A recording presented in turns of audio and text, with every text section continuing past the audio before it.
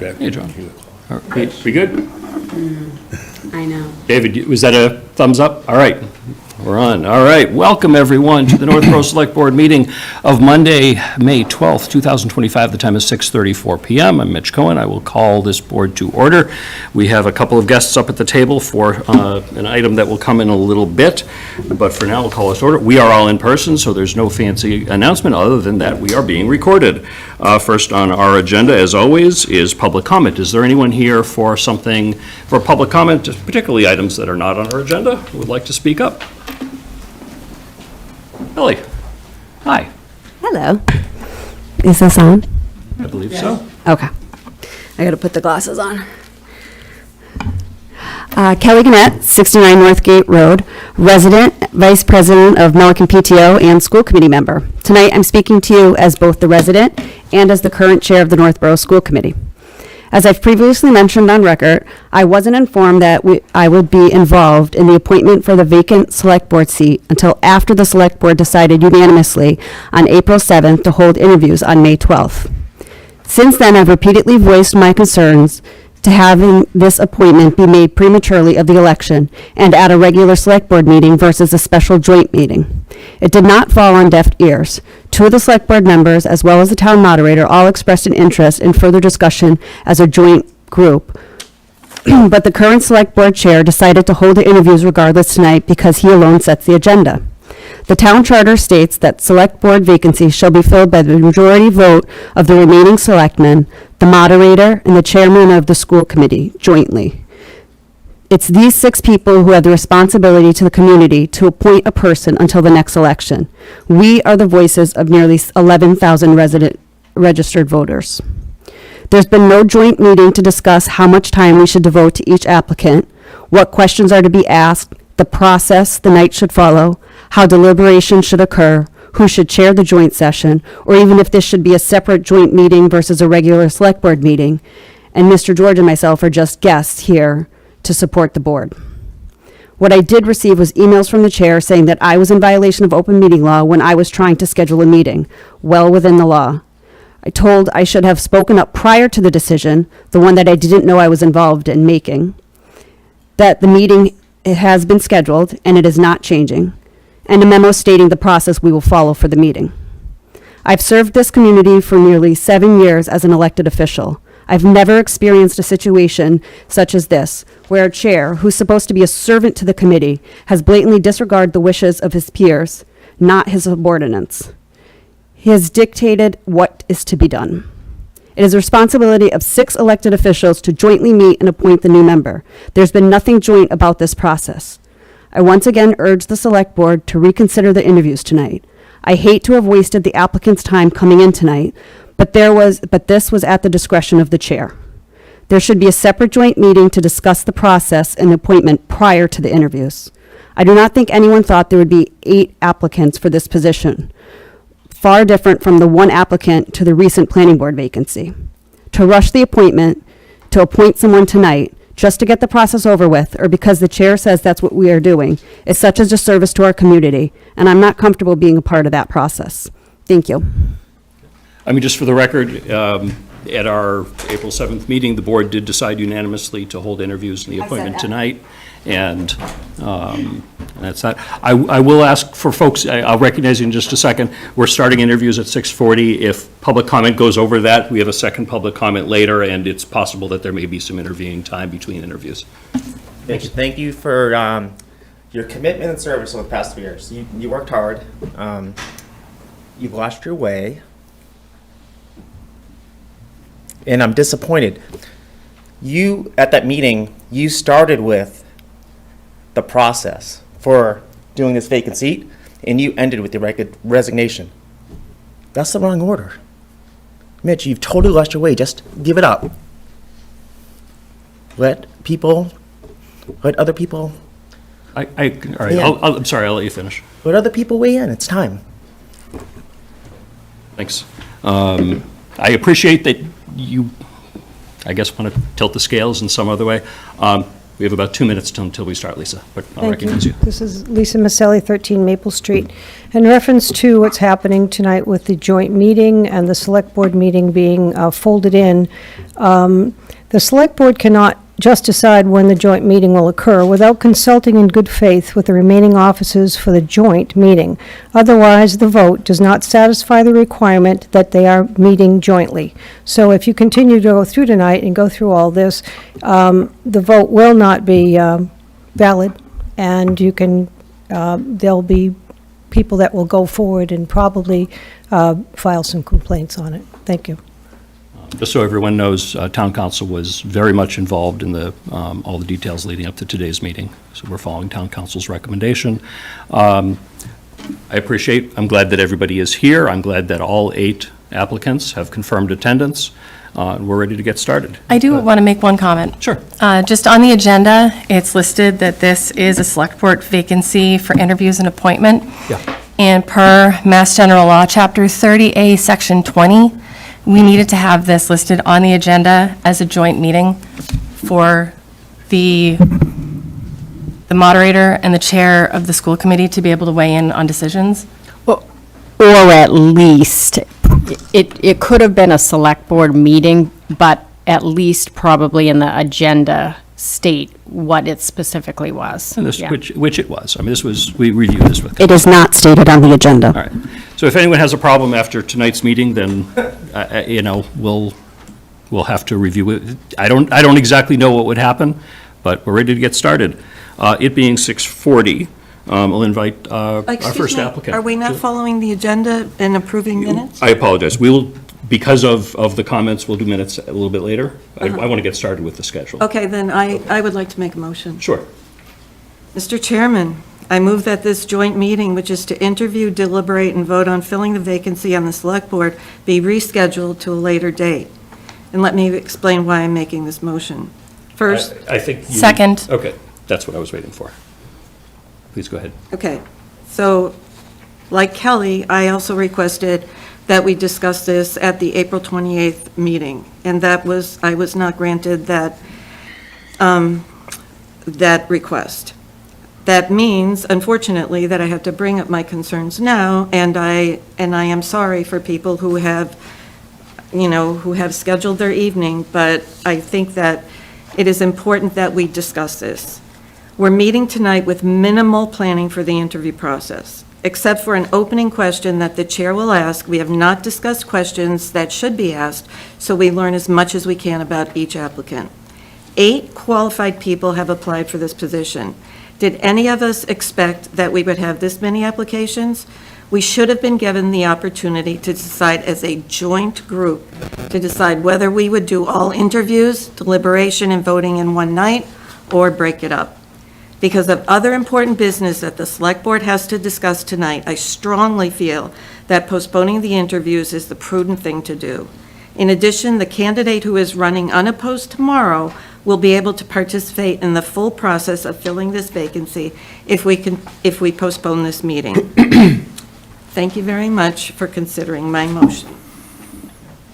Any comments? Sorry. Please. I was also one of the people that requested the change in the process, and I felt like this is being done too quickly. I would love more time to prepare and to give the people that are applying for this position our full attention. And I feel like going forward tonight with any deliberation or discussion on it it's not appropriate for the time that they've taken. I mean, all I can say is this board unanimously determined to do the interviews and appointment at our April 7th meeting. So that's why this is scheduled. So there was a misunderstanding, because when we were having that discussion, I was not publicly, I think you had told us, shortly before the meeting that you wouldn't be running for reelection. And I didn't feel comfortable bringing that up when we were deciding how we would go about this appointment process. And it was late when the meeting ended, and I'm sorry that I didn't bring it up at the time, but I didn't. And I feel like it's not fair to the process, and I feel like we're not being honest with how we're going to go forward in this case. I mean, one of my concerns is by delaying, obviously, somebody else will be at this table whenever your next meeting is. Deciding to make a change after the applications come in looks like putting your thumb on the scale. and I think that's inappropriate to the I don't understand what you mean. You know who the applicants are. On April 7th, we had no idea. Okay. Now we do, by saying we're going to change, it's an election of 6 people. By changing the 6 people, by changing the makeup, it's putting your thumb on the scale towards what I assume would be whatever your preferred applicant is. I think it's inappropriate to do that afterwards. Excuse me, Mr. Chair. I voiced concern on April 8th, the day after that. At that point, you did not make anything public to the applicants. There was nothing put out to advertise for it. At that point, you still could have changed it, and you chose not to. Beginning of April 7th, the board decided unanimously. But it was not a public notice that was to the potential applicants, was not sent out until after There were no- Fred and myself were notified. There were no applicants before April 7th. That's her So- point. I'm saying to your point, Yeah. is you still could have changed it between the time that. We could only change it at a board meeting, and a board meeting where we have regular business. I mean, this is, I'm not ruling this out of order. We can do this. But this is where we are. We're all 6 of us are here. All 8 applicants have confirmed attendance. I see no reason that we can't get started. Mike? So, yeah, as the only member who hasn't spoken yet, and as you know, I'm usually pretty quiet over here, but, so, at our meeting on the 7th, I mean, we were all, at least, I'll speak for myself, I was very well aware, because of you giving us a heads up that you were planning on resigning. It wasn't public Didn't yet. resign, but not running. Excuse me, not seeking reelection, sorry. So by setting an appointment date before the town election, that was having you, as a current member of the board on this date, be part of that process and part of that decision, as only one vote. There's 6 of us here. And I stand by that decision. We made a decision unanimously as a group. It was pretty clear, at least to me, what we were doing. Mitch was elected by the people of Northborough, as will John, most likely, as select board member-elect, as the only person on the ballot, and I look forward to serving with him. So both would have some argument to say, well, Mitch may not be running for reelection, but he was elected. There's no such thing as a lame duck select board member. We decided to put business on this date where Mitch is still on the select board. So business, he can be involved and participate in that business. When select board member Lisa Mizzelli decided to resign her position, she made that clear to us and then attended another meeting. Nobody said, well, you're not going to be here for another week, so you shouldn't participate in any decisions. I think we have all our applicants showing up tonight. I think we made a decision. Maybe in hindsight, some people may disagree with it or wish we could have changed it or could change it, but it's not changed. We're all here, we're all sitting here, we're all in attendance, so we're all able to make it. I just think let's move forward with the process, let's complete the process so that we have a full board after the election. I want to make sure that board members have the opportunity to weigh Oh, in. I'm sorry, I thought you said that this was joint and that Fred and I are considered. For Here. the appointment, this is board business right now. Oh, okay, so then this should not be happening at all, because this is supposed to be a joint meeting. It's not supposed to be a select board meeting. It's supposed to be a joint meeting with Fred and myself having the same rights to all of you. And that's not what it says here. And if you're telling me if that's different, then can you please get the council that's fully supporting you and have them here to explain to me how this is legal? Because this does not sound legal to me. Okay, I'm comfortable with the legality of it. Any other questions from members of the board? Any other comments? Do you have any written documentation from town council that says that the 4 of us make the decision and the other joint members? 4 of us are the board members Right. that schedule this, that determine the process. They are there for the appointment. If- So the only vote that I can think of that you need to be a part of is the vote for the No, appointment. any correspondence with the open seat takes a majority of 4 members, affirmative or to deny, that's the majority. Correct, yeah, So, we're a quorum of 6 for the appointment. right. So if it's, Quorum of- if yeah, there's, quorum of 4. if it's regarding the appointment, the open seat at all, they do have weigh-in on this. Yeah, I, But they have no weigh-in with objections to when the meeting happens, to, because the board has already Well- determined that. But they shouldn't have. They shouldn't have. It should have been a joint decision. You Yeah. decided incorrectly. The- No, he told me not to. He told me my voice is loud enough. That when I talk into the mic, it produces too much excess. Okay, all right, we have a motion and a second.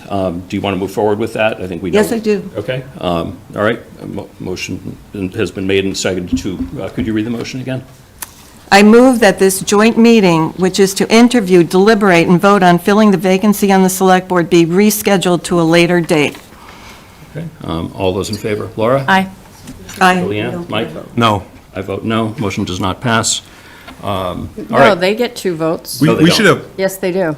sorry. point of order. They do. I think we do have a vote, because this is a selection committee. It is. But it's not listed as that.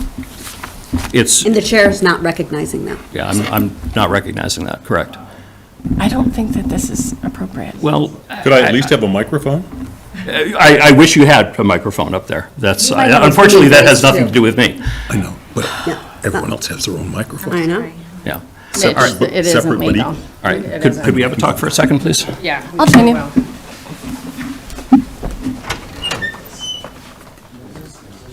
Yeah, it is. Was there a motion to adjourn? What's, Don't you have to take a vote? It's a sidebar. I don't understand what's happening. Doing a sidebar. Cost is away.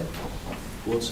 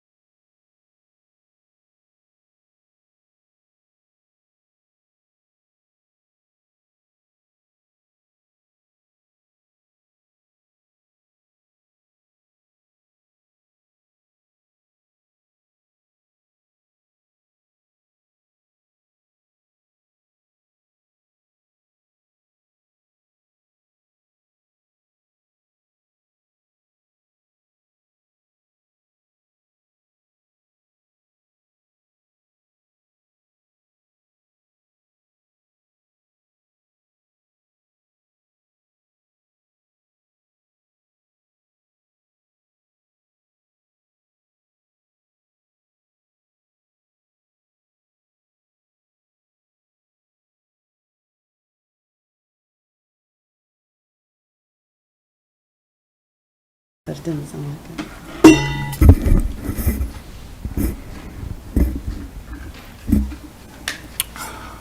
Apologize, everyone, for the interruption. Based upon reviewing council's email, my opinion does not change, that council states very clearly the quorum is 4, and requires four out of 6 for the appointment vote. And that's repeated, I think, 3 times in that email.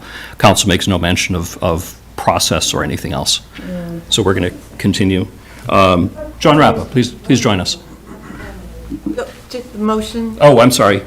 Okay, you're right, we did not, no, yes, we did. Motion fails. It requires, it was 2 to 2. and town council said that school committee chair and moderator don't get a vote on this motion. Don't Yeah, get, they do. Yes, they do. On, on my the motion. appointment is what this it is the says. question. So- Is this meeting open to them right now? Correct. It's not whether the meeting, it's whether, It is whether though. our charter See, this says. is Okay, the defining lines Okay. of the select board meeting or the joint committee all right, meeting. okay. So- I appreciate that. We're moving forward. One question. So if we're in a joint meeting where they can vote on an appointment, but they cannot vote on whether to adjourn or close the meeting? Yes, they can. Okay. You're very adamant about that. Absolutely. Mitch, you're very adamant one I way, am and I understand that. I'm extremely certain, and I read the email from Lauren Goldberg, one of the members of Actually- town Do council. we have them on retainer? Yeah. Can we just make a phone call or have them come into the meeting I just can to settle text- this? I can text. I would like to do that texting, or we can do a phone call, speakerphone. I mean, Would you like to do it, meaning going through the chair to contact legal? Yes, versus absolutely. town This is, administrator? we're currently, I want to make sure that we're all aware of the conversation. Do you want me to call her on? Oh, I can't, you can text her. I think she's in a meeting. She said we could text her. I don't know how to, She's at a town meeting, she okay. said, Yeah, text me. I think getting a legal opinion by text on a complicated issue is not going to work. Well, I got it by voice and Yeah, but that, also by email. yeah, but that had nothing to do with this motion. It It had to do with this. All right. All right, let's move forward. John Rappa, please join us. I do believe that I'm sorry. That was not me, that was George. Mr. George, it was. Mr. George. I don't think this is right, and I don't know how this continue. This is not, so we are a joint meeting, but we're not a joint meeting. We're not a joint meeting. We're a just joint select meeting board. for the We're this. appropriation. But that's not what the town charter says, and that's not how preceding appointments have been handled with open vacancies.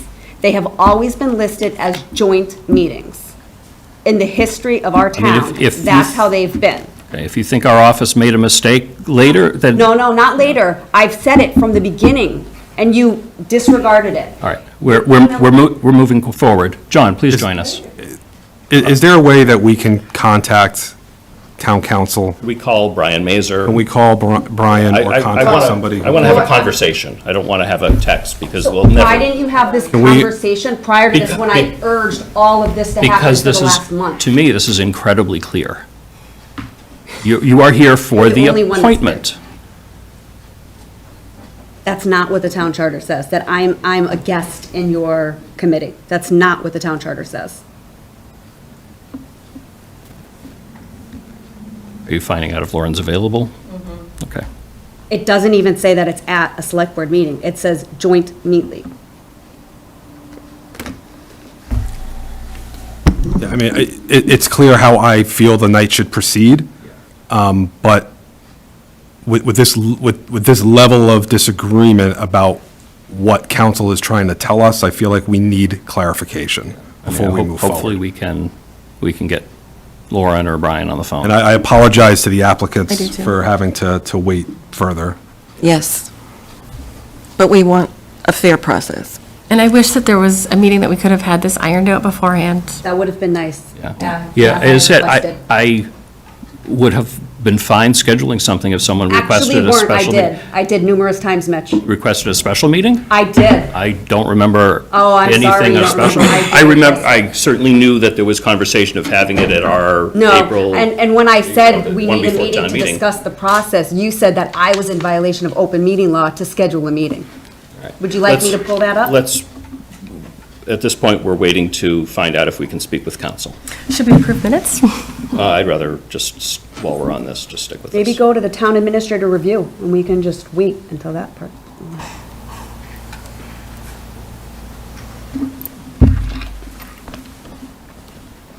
Steph, are you finding out if she can get on the phone?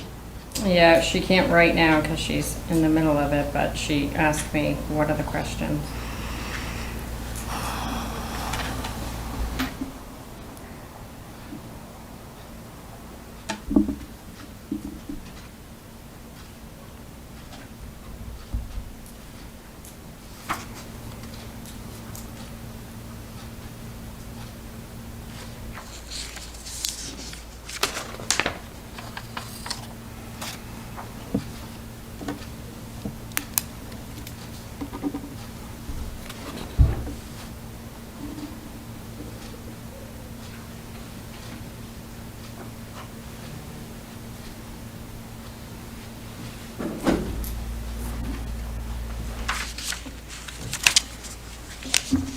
She's gonna try to call in, but Okay, she- great. yeah.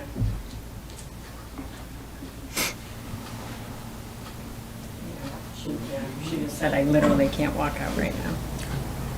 Appreciate that. All right, well, we're going to get started. If we get, I think proceeding with this until a decision has been made is, as you said, tainting the water. I don't think we should ask any applicants questions until this is decided if George and I have a say in the proceeding of this meeting or not. I think opening that up, then you have to start all over with the applicants. I think you'll have to start all over with applicants anyway. Why? All right, John, welcome. I apologize for the delay. Let's get started. I think we've all seen your application. Mr. Chair, Yes. can we please wait to see if council can? I think we've already determined that. I think council has. Sorry? No, I think we've already heard from council that council can't weigh in yet right now. Council can weigh in a little bit. If we'd rather, we can do the meeting minutes and make the review. Can we move other items ahead? Absolutely. And let's do that. Okay. All right. We have two sets of meeting minutes. One is April 7th, 2025. We received a second version of that dated May 9th, 2025. Is there a motion? Mr. Chair, I move the board vote to approve the April 7th, 2025 meeting minutes as amended. Second. Okay, motion's been made and seconded. Any comments or questions? All those in favor say. Aye. I see that as unanimous in favor. And we have meeting minutes of April 28th, 2025. I move the board vote to approve the April 28th, 2025 meeting minutes as presented. I think it's April 28th as 2025? What did I say? 25. April 28th, 2025. Second. Thank you. Sorry. Motion's been made and seconded. Any comments or questions? All those in favor? Aye. Mike, how do you vote? I guess I missed most of that meeting, so I'll abstain. Reasonable. All right. Motion is approved unanimously with one abstention. Are we ready to move on to the town administrator review? That might take a little bit, or do we want to maybe hear from Steph on update of status or the ratification of Mike Tejan to Beasley? Oh, that's an easy one. Should be Oh, an well, easy thank one, you. but I want to make sure Steph Tell me is how you involved really in that. feel, Julia. No, that's fine, yeah. Okay. All right, so we want to do the Peasley item? Sure. Okay, so my understanding, Steph, you are appointing Mike Mike, to the Peasley yeah. Building Committee so that. You wanted Right. the position, yes. Yeah, Mike approached. I wasn't volunteered. Yes. Yes, and I appreciate that. I've been serving on the Peasley Building Committee as the board's representative. I was worried about the board not having a representative because no one else stepped forward when I joined that committee, when we formed it. Technically, I remain as a member. My expectation is that right now we're in the middle of choosing a project manager. Once we're through with that, I will probably step down from the Peasley Building Committee at that point. I would like clarification on that because you were appointed as a chair, as a select board representative. So after tomorrow, if you are no longer a select board representative, then I don't think you fit into the criteria to do the next. We can ask council. I don't think there's a meeting of the Peasley Building Committee for a couple of weeks. We can get that sorted out. But yeah, I would be the select board representative Yes. and a voting member. Right, and I would then become an at-large member like many other at-large members on that committee. I believe we are full at capacity, and that was one of There the is, things that yeah. was decided, that we weren't going to have I more can look at things. the but- charge and, We'll yeah. we'll take a look. As I said, I think it would be a mistake to change membership on the OPM committee in the middle of choosing a project manager, which is the status that we are right now. I appreciate you don't like me very much right now, but Mitch, I have nothing yeah. against you right now. What I appreciate is that you signed up for the OPM after you knew you weren't going to be on it anymore. I mean, you could have just not signed up to. Yeah. But I didn't, you chose not to, so. I did not, I assumed that there would be no select board members that would be interested in continuing or becoming on the Peasley committee because I volunteered for that at that time. So in any case, that's a secondary thing we'll get sorted out. If council says I can't be on, that's all right.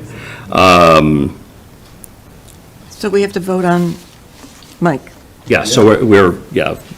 Oh, wait, Yep. yes, there's a motion. Yep. Okay, would you like to And make it? it's, yes, I would like to make a motion. I move the board vote to ratify the town administrator's appointment of Michael Tejan to the Peasley School Building Committee. Second, thank you. Okay, any, motion's been made and seconded, any other discussion? All those in favor? Okay, that is unanimous. Congratulations. Thank you. Okay. So while we're waiting, I'm curious about number 7. Sure. So we had talked back a few months ago about trying to get additional meetings recorded once there was the equipment installed at the library and some of the other buildings. So that we have the ability now to more easily record more public meetings.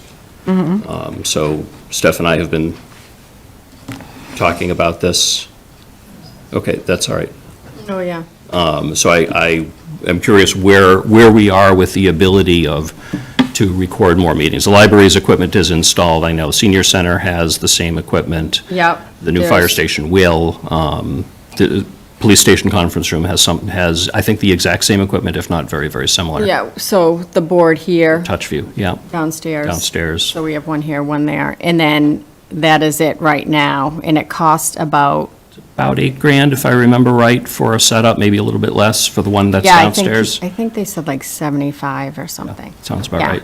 So if the school decides to expand, I know there's been hesitation from school, having to drag all their stuff and come here for a meeting spot, but if they choose to expand, then they can. But Dana, the only thing he said was that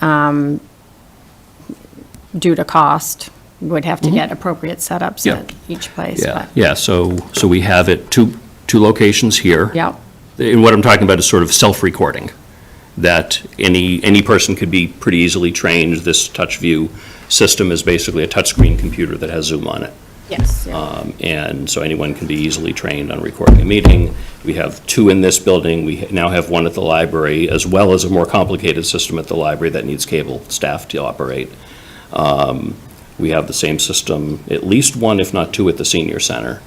And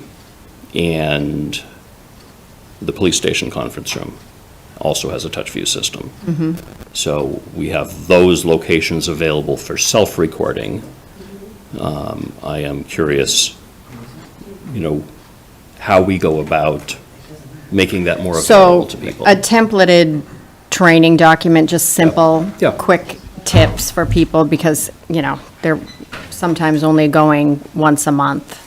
So it'll just be a good document to have on hand just for anyone. All right, so, Ask a question. Diane? So the committees that do not have a staff liaison, there are probably 3 that I can think of. They, like the chair or somebody on that committee would come in and be able to work this equipment.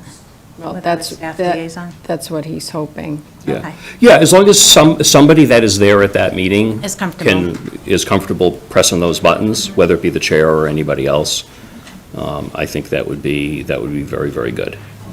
But we're not making it a requirement. At this point, I have not put that on there, there's no motion. My personal hope is eventually it sort of becomes normal that all committees record, so that everyone is responsible to the public, and the public can see their meetings. I think at some point, it is conceivable the board could, if there are a couple of holdouts, the board could entertain a policy along those lines. I'm not proposing a policy like that. Okay. Thank you. Steph, any update on Lauren's availability? On what? Lauren's availability to have a phone call? No, not yet. Okay. Are we comfortable getting into the review at this point? Yeah, Okay. absolutely. All right. Again, apologies to the applicants for this delay. Hopefully, we can get this sorted out quickly.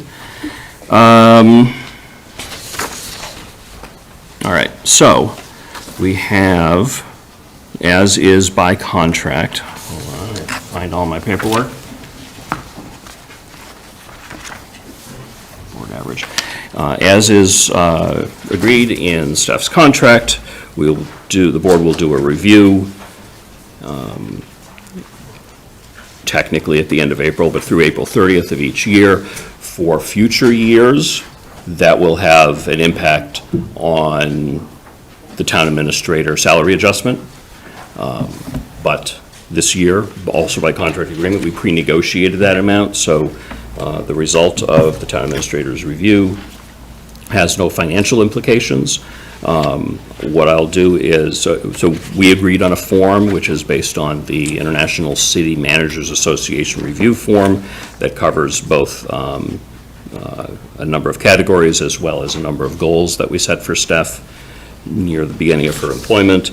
I'm very pleased to report, I think it's an excellent review. There are about 70 individual categories. I will not read through all 70. But I will read through the 15 categories, and we can make some decisions on exactly how this goes forward. I will read, so it's a rating of 1 through 5.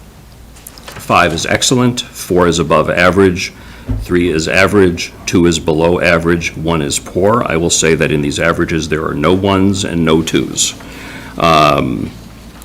We have for individual characteristics a 4.36.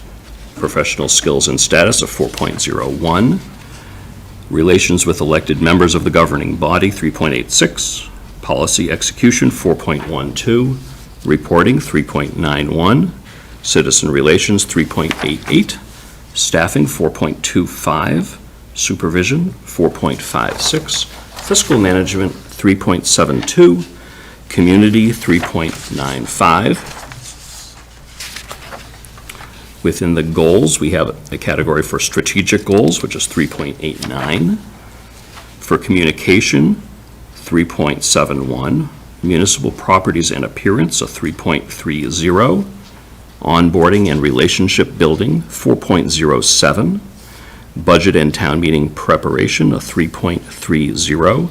And an average score of all those categories is a 3.93, which I think is quite good for just a few months in. I don't think that we have any major problems. We're glad you're here. We're glad you're sticking around. There were a number of comments, and there's sections within this form for board members to mention comments in 3 categories. I will add that for board members, I'm including Lisa Maselli. We finalized this form in the process at Lisa's last meeting, and we as a board invited her to participate, given that she was part of the process for really all but one meeting of Steph's time so far. So all those averages and the comments that I'll refer to in a minute include Lisa's input. On the narrative evaluation section, basically lists some strengths, what would you, another section is most critical for improvement, another for constructive suggestions to enhance performance, and then an other comments section. So what I did is I put I just took all of the comments of everyone, put together a big list of all those things, and board members, we have that in front of us. That's a big list, and there's also, it's tough to go ahead and how do you then summarize that? It is, from my point of view, really impossible to go ahead and take input, a detailed input from 5 members who have different thoughts and different opinions on things and create one summary. So I presented that big list to Steph. Steph went ahead and then wrote a narrative summary, which is also in front of us. And I'm looking for my copy. Yeah, that's that. It says consolidation of narratives from select board members. So Steph wrote that as an attempted way to consolidate that. We can consider either, both, or neither as part of the review. There was not a directly simple way to do that, so I, would like to hear the board's input. I would just, thank you so much. So when we had originally discussed the process for the review consolidation, Mitch and I were going to do it together. And then when it came time to put it together, I asked if Mitch could work with staff on it because I was concerned about quorum when we would be deliberating and consolidating the written part of the summaries. So that's why we ended up going that route. And I just mentioned that now so that we're aware of it for next year. I want to make sure that we don't put any of us in a position where it could potentially, put us in a position where we may deliberate inadvertently. But otherwise, I thank you for all that you've been doing, and I appreciate all your help. Oh, And yes. putting this together was no easy task. Oh, no. And to you, Mitch, thank you for all you did Thanks. to consolidate It it. ended up being a lot of math. It was a very, very big spreadsheet of 70 items times 5 people. And I appreciate Laura's help. Laura and I did exchange a lot of emails, just checking each other's math. Yep. And making sure we had entered all the numbers right. Yep. And, we had agreed, for example, if someone put an NA, not available or not applicable for a particular category, it wouldn't count against Stephanie. It would be divide by 4 instead of divide by 5. And then there was one item that all of us put an NA on. I think it was relationships with Department of Transportation or something. Okay. That caused the math to get a little bit more complicated, but we made sure that did not count against you. So Laura was a big help in that. So I would like to hear from board members in terms of their thoughts on the review, as well as how to deal with, if at all, the comments question. Yeah, no, I mean, I think the process went well. I would, reiterate that, I'm glad Stephanie's here. I think the staff comments also reinforce that, that she, was able to bring together a team almost like we hired internally. Hit the ground running very, very fast and very strong, and that leadership showed in those reviews. I guess, yeah, the comments piece is tough. I would say maybe one thing, just in general, that would kind of help, probably also on the yearly one, because it's going to be longer, is to have sort of Stephanie roll through it first, and then provide that to the board, so that we have something to reference, right? Nobody's going to know all your accomplishments and what you do better than yourself. Right. Yeah. So, we had materials to go off of, meeting minutes and updates that you provided, but every review I've ever been in, I've had to write it first, and then your supervisor looks at it and goes through it. So I think something like that would be useful for the year. So. Yes, that's a good idea. I have always admired the review process that the school committees use of the superintendent. That's what I have tried to get us close to modeling. It's a very complicated and very comprehensive process, given that this board has not done a town administrator review in several years, since, certainly before my time, that getting something formal in place is good. So this is a really good first step. And what the superintendent does for the school committees is is provide an update every couple of meetings on the goals that were set and everything else, so that by the time it gets to review time, everyone's up to speed on everything happening. And I hope this board suggests that route going forward for the next year. That would be very helpful and make the board's review process a lot easier.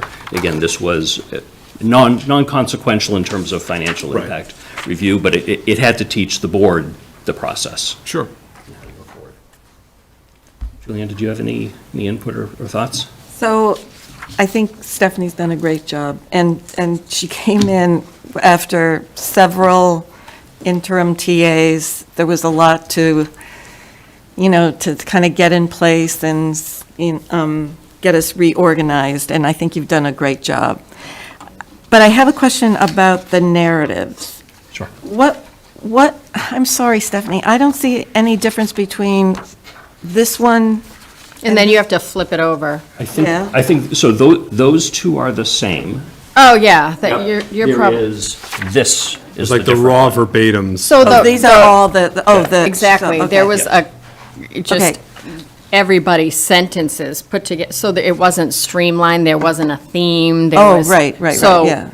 So basically, I had to account for my poor writing. We'll forgive I- you for that. I did have to ask you to clarify some spelling. Right, I couldn't even read That I it. couldn't read one of the words. Oh, no, this is much better. Yes. Yeah. So this will go into the public yeah, review that's fine, yeah, absolutely. and not our individual. That's for us to decide. I was not comfortable editorializing and creating something that was Yeah. a summary on that. Steph took that on. And, I mean, it wasn't biased just because I collaborated. I have my areas for growth and development, and if you read through, you'll notice everything is written in here, but just a little Yeah. bit more eloquently. Yes. Yeah, okay, yeah. Okay, so we have to decide, I mean, I think that this is perfect. Okay, are we The consolidated, Are your comments reflected yes, in that? I feel very Okay. comfortable. Okay, other thoughts? And I will say, no, just to echo everyone else, I'm so grateful for how you've hit the ground running to get everything up and running, and I love the feedback from staff. So I think it really sets a good framework for what we're going to do in the year ahead. And I'm fine if it helps to include the summaries. I think it's very positively written, and I appreciate all that you did. Well, thank you. Mike, any thoughts? On the summaries, I mean, I think the raw data could be up to maybe the individual board member to release if they want, or we could say up to Stephanie. I mean, you can make an argument, it's sort of a, not an HR thing, but, that some of it could be, privilege is probably the wrong word, but I mean, I think the summary of it can be, I'd be okay with, for that to be released. I think it was mostly positive and, Yeah, I appreciate this is a weird and uncomfortable situation to review someone in public. And Yeah. the open meeting law has wavered a little bit on that over the 25 years that I've been involved with municipal government. For a while, it was considered an HR issue, and reviews of the town administrator were done in executive session. And then that opinion changed, probably 18 years or so ago, and has remained steady that it has to be done in open session because it is work of the select board. Yeah. So because it is work of the select board, this discussion, this review, which is positive in this case, but sometimes with some boards and some town administrators, it isn't entirely positive, has to be done in open session. My understanding is that the collected review, the averages of the numbers and however the comments get consolidated is public record, that is the work of the board. So that could be attached to the meeting minutes. Yeah. From this meeting. okay. Yeah. But items such as the consolidated comments that just list them all, is not work of the board if we're not putting it into this. So, or a better phrase, your individual review, Mike, my understanding is not public record in a formal sense, but it is not improper for you to release it. And I've seen in many cases, select board members, and the same with school committee members, releasing theirs anyway. I mean, there's nothing to hide. It's not HR, it's not privileged. Right. Unless your review included something that was improper to release, like for. Like if I accidentally wrote my social security number. If you referred to an executive session item, Right, such right. as Steph's, health or something like that, then that item would not be appropriate to release at all. And none of the reviews included anything that I saw would have to be discussed in the. Yeah, that's what I kind of clumsily was referring to before. Yeah. Was like our individual pieces, Right. like what will be attached to the minutes for public record will be the breakdown, the That's all that averages. needs to be. I verified with the Right. town council, and then the conversation that we're having now about Is all of the obviously- other yeah. collaboration is, just part of the meeting So, minutes. so can we ask you how you feel about this? I feel fine about it. Oh, you're saying how I thought you meant it. Like, I feel mean, great today. Do you feel that it was, Fair? yes, Um, and honest? Yes, I do. There were points that I may feel a little misunderstood on, or you didn't see the full picture, but, I mean, that's going to happen because you're not with me every day, all day, and so the way I look at it, I'll turn that into something positive and give you more information. So, I feel like, yes, you did know this, and you were aware of that, so, so that's something I can do to, That's great. That yeah. shows a positive attitude. And Oh, absolutely, Yeah. yes, I can't wait, it's gonna be great. Because I'll finish off a year. I mean, it's really a pretty excellent evaluation. Yeah, Yeah, I appreciate it. I agree.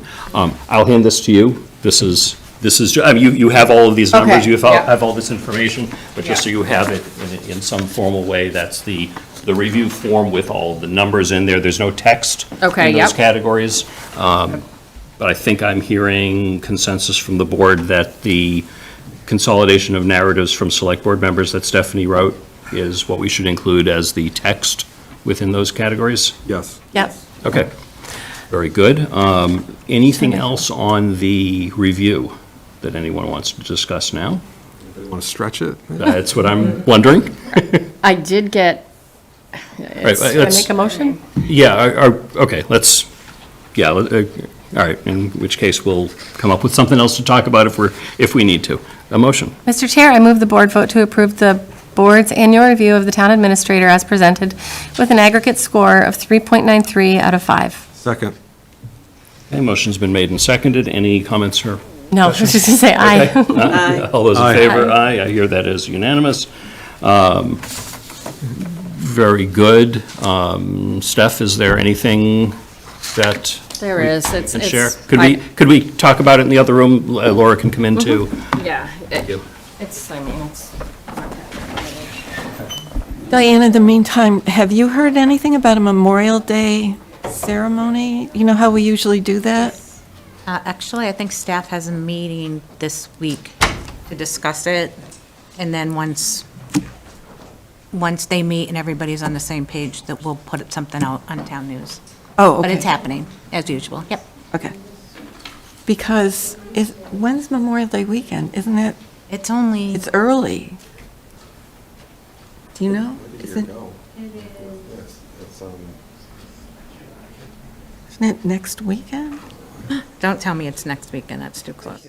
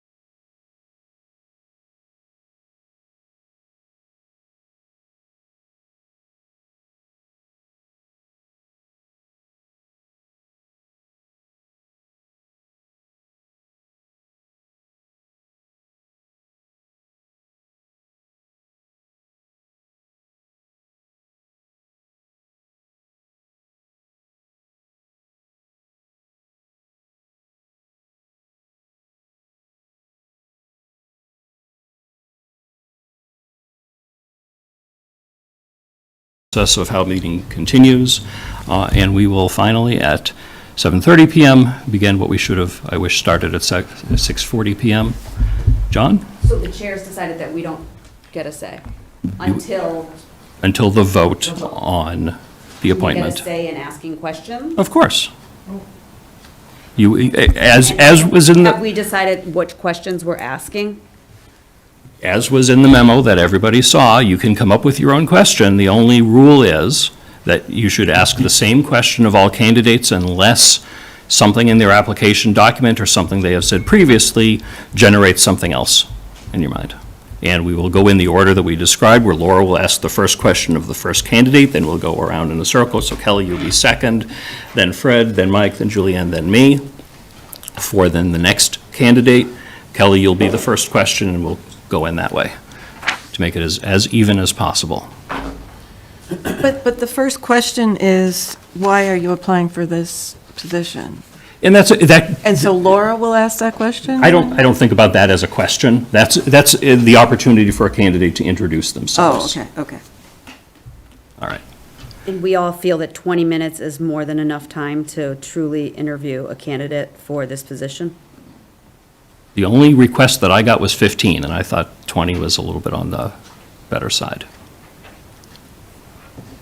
Yeah, I mean, I would say, we did get a lot of applicants, probably more than what we thought, but, we have the night ahead of us to go through. I think with the resumes that we received, which were all fairly comprehensive, I don't think we need like an hour for each candidate. I think a 20-minute interview, hearing why they want to be on the select board and answering a couple of questions. Yeah, would we maybe like a little bit more time, but this is sort of where we find ourselves, so.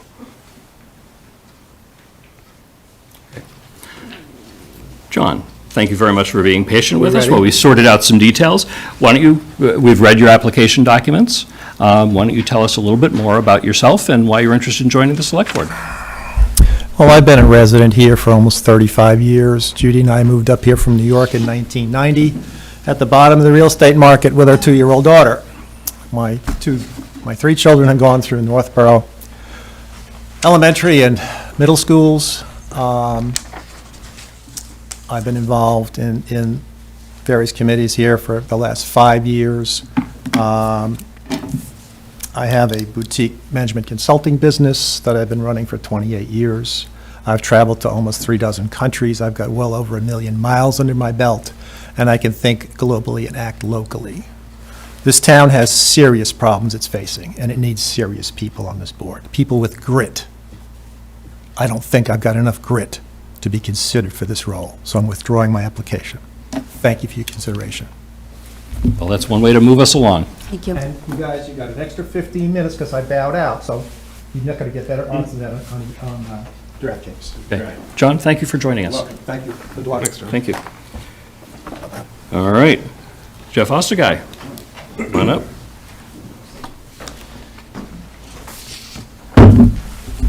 All right, can I guess the first question? You can guess the first question.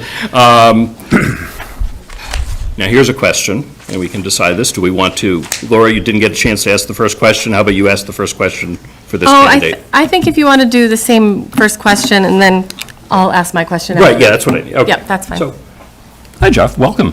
Hi. We've read your application documents. Why don't you tell us a little bit about yourself and why you're interested in joining the select board? Sure. So my name is Jeff Osterguy. I live at 162 West Street in town. I have lived in or around Northborough my entire life. Grew up here, moved back here a number of years ago with my 2 boys so they could get through some of the same schools that I did and hopefully do better than Dad. But there's a lot of reasons why I've decided to do this. I think one of the reasons is I've sort of been an interested observer in my sort of second life here in Northborough, and I've had a lot of people come to me, people in my circle, suggest that I get involved for a number of reasons. My passion about the town, sort of my skill set, which I think is unique and interesting potentially amongst the people we have here tonight.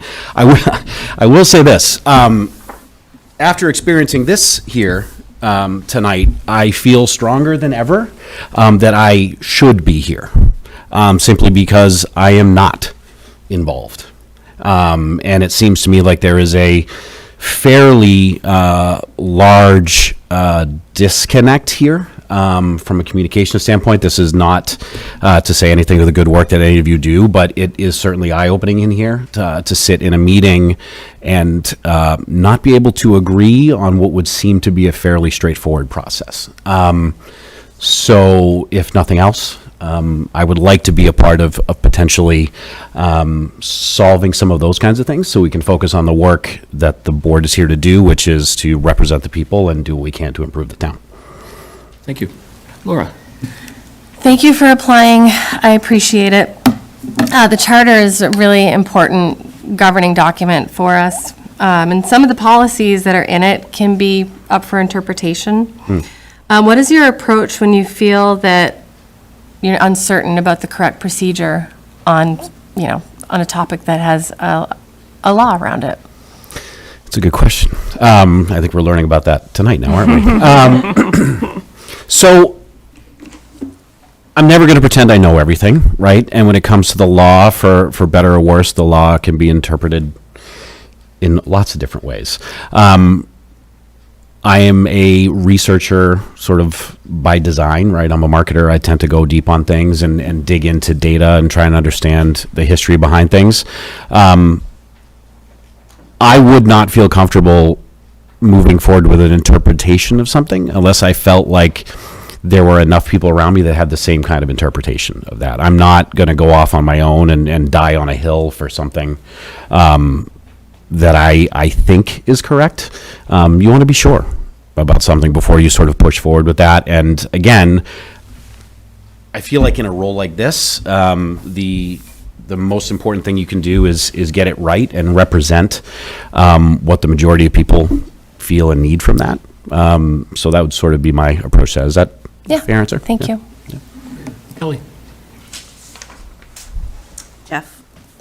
As you may or may not be aware, to have a level budget for the FY26 with only a 2.99% increase over the FY25 school budget, we were not filling 4 FTEs positions, and the majority of the school committee budget goals could not be met because of it.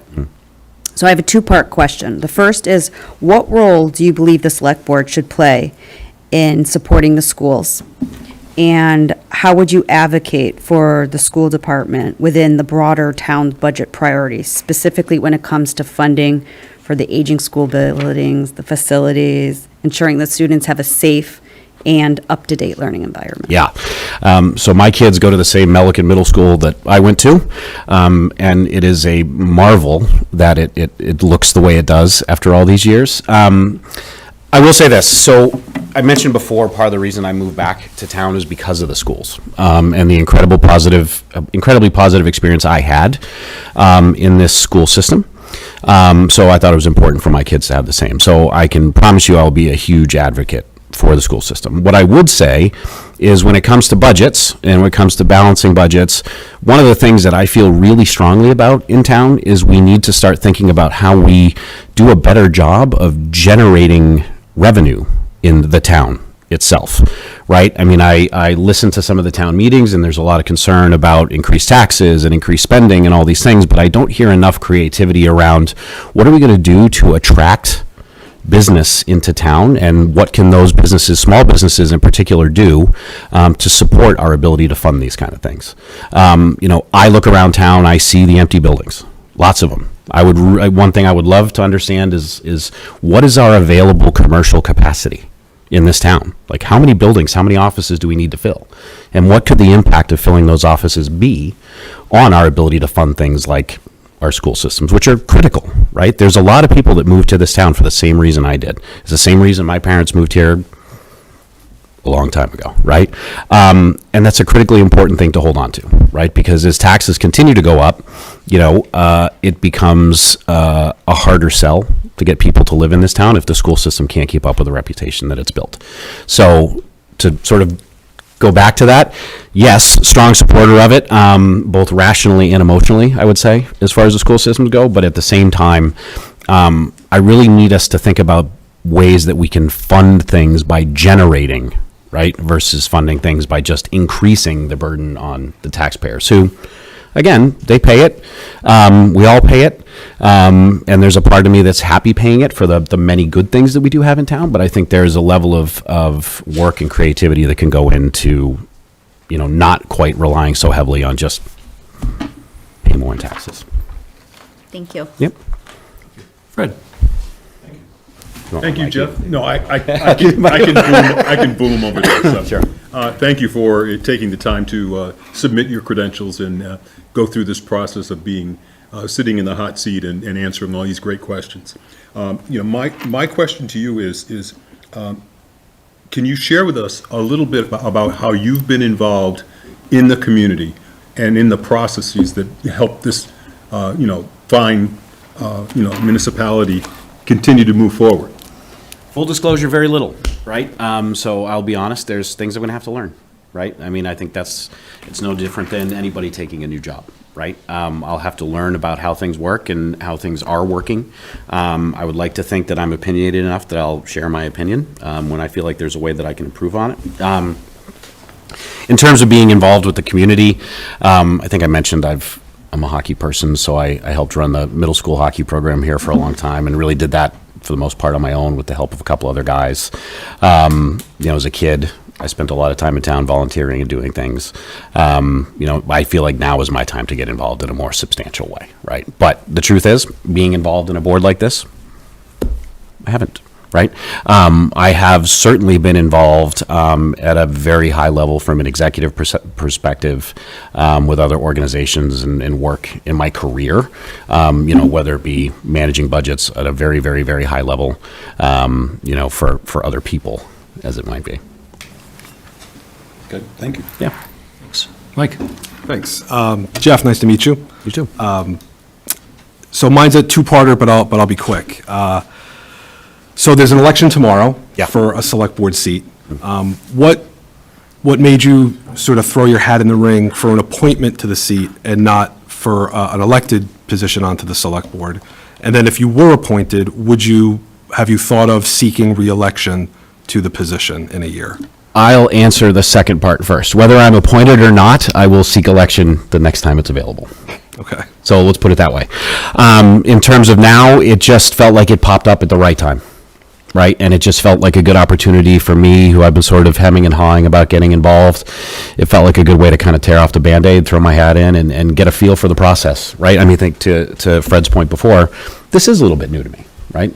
I'm a quick learner and quick study, but it is a little bit new to me, and but I thought the sooner I could get myself involved and it's part of the process, the better, because I do plan on being involved one way or the other in May of 2026. All right. Thank you. Yeah. That's great. So my question is also a two-part. You guys like those? Part one, what do you see as the main challenges facing Northborough? And as you answer that question, what do you see as the strengths that Northborough has to capitalize on? Yeah. So what I observed in watching the town meeting a couple weeks ago is it was just a great deal of contentiousness, in my opinion, and what felt like a lack of trust. And I think a lack of trust often comes from a lack of communication and a lack of understanding. I think there are ways that we can do a better job of keeping people informed about what is or what isn't going on and why, right? I think that's probably the biggest problem we're facing. I mean, I've seen it in here tonight, right? I mean, I've seen through public comments and John withdrawing, like there seems to be a general tenor of fairly significant frustration, I think, in people. I mean, I see it every day when I'm out there talking to people. I'm not afraid of it, right? I mean, I wouldn't be sitting here if I was afraid of it.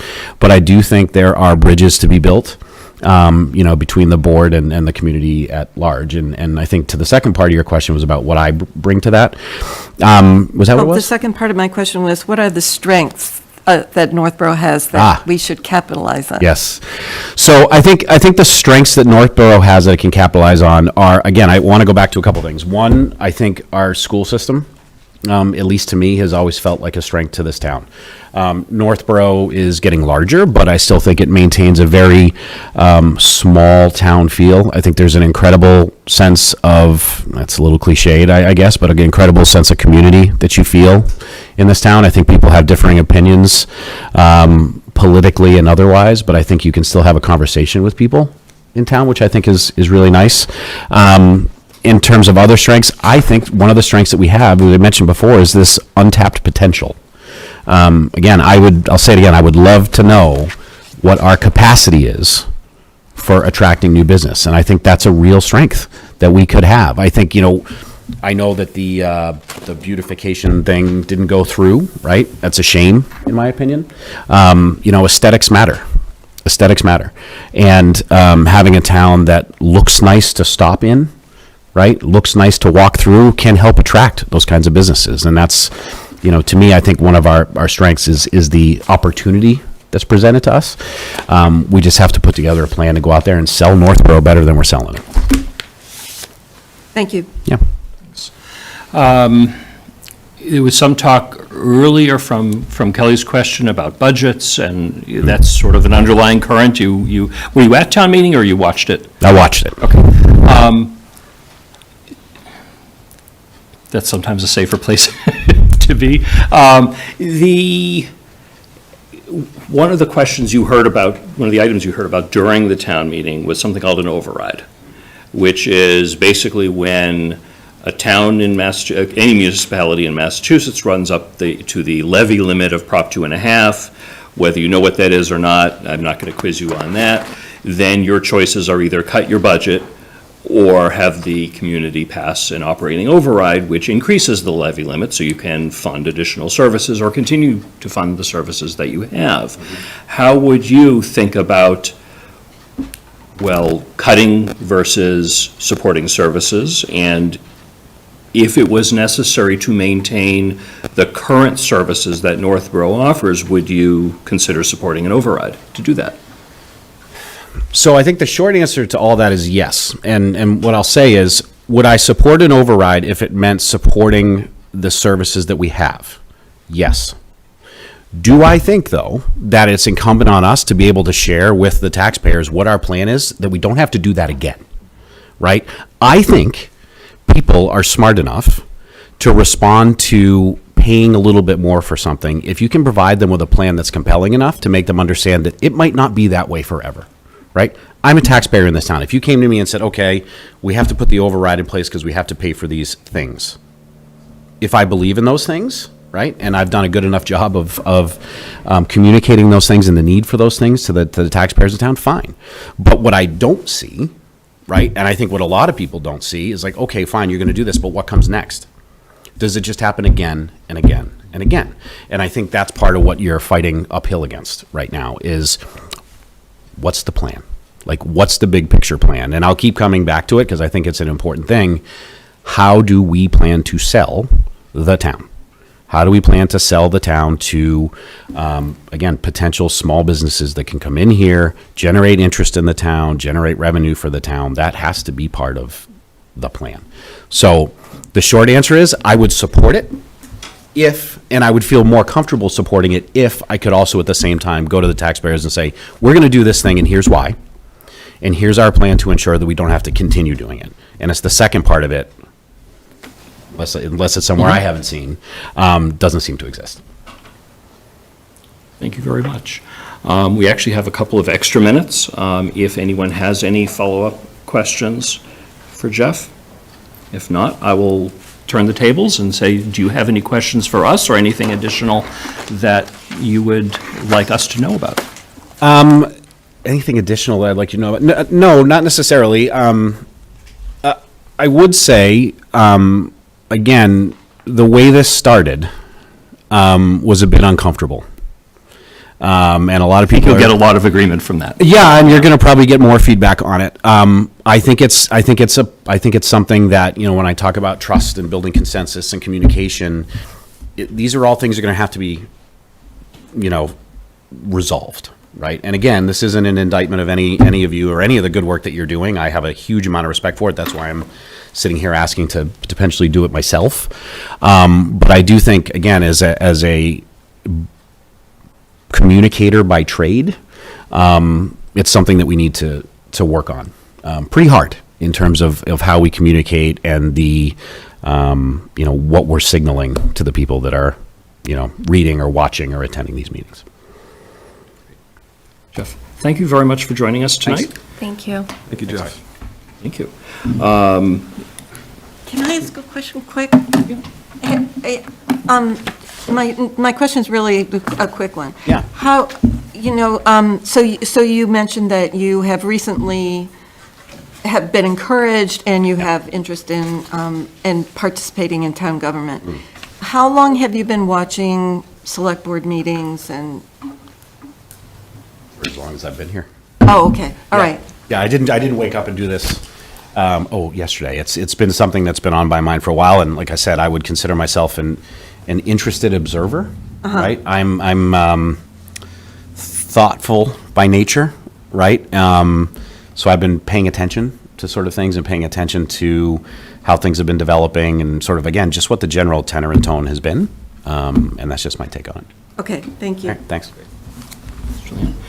All right, so next on our list, we have Brian Cole. I do want to find, is there a Chris Marzilli in the audience? Or Chris Marzilli was one of the candidates. I believed he was planning to join us by Zoom. I don't see him on Zoom, so I wanted to see if he was here. If either of the people... Is he one of the people listed in attendees? No, I'm looking, I don't think so. There are two names there that I don't appear to be. No, not the panelists. Right, yeah, no, I'm looking at the attendee list. If Chris, if you are one of the attendees, just raise your hand so I know you're there. If not, I'll look for you again after this one. Okay, all right, not there, I'll check again in a little bit. Brian, welcome. So what we're going to do is I'll ask the same question that we'll start with, and then we'll move on to Kelly for this first question. Brian, we've read your application documents. Thank you very much for joining us tonight. If you could tell us a little bit about yourself and why you're interested in joining the Select Board. Sure. I'm gonna say the same thing that I'm sure you're gonna hear several more times, which is that I moved here for my family, for my daughter, so that she could attend the schools. She was born in Milford. We moved here, frankly, because the house was getting small and the schools were better. I was very involved in municipal government in Milford. As it says, I was on the planning committee. I was on the cultural council. I was on a town meeting study and improvement committee for a little bit, and so on and so forth. And the strength of the services that Northborough provided was one of the things, bluntly, that led us to buy the house that we ended up with. And so I'm throwing my hat in the ring here to try and protect those services and make sure that, my family has a good town to call home. Great, thank you. Kelly.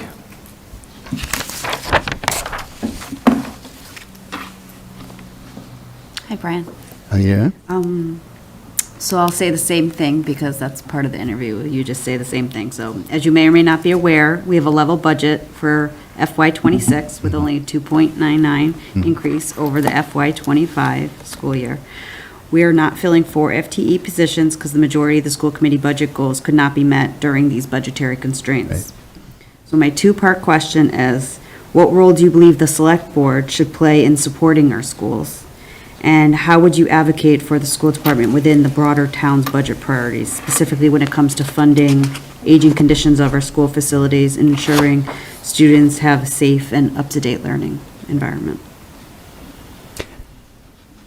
It's interesting because, like I said, and like the previous gentleman said, and like I'm assuming the following gentleman will say, the schools are what brings people here, and the schools are more than half, if I remember right, of the municipal budget.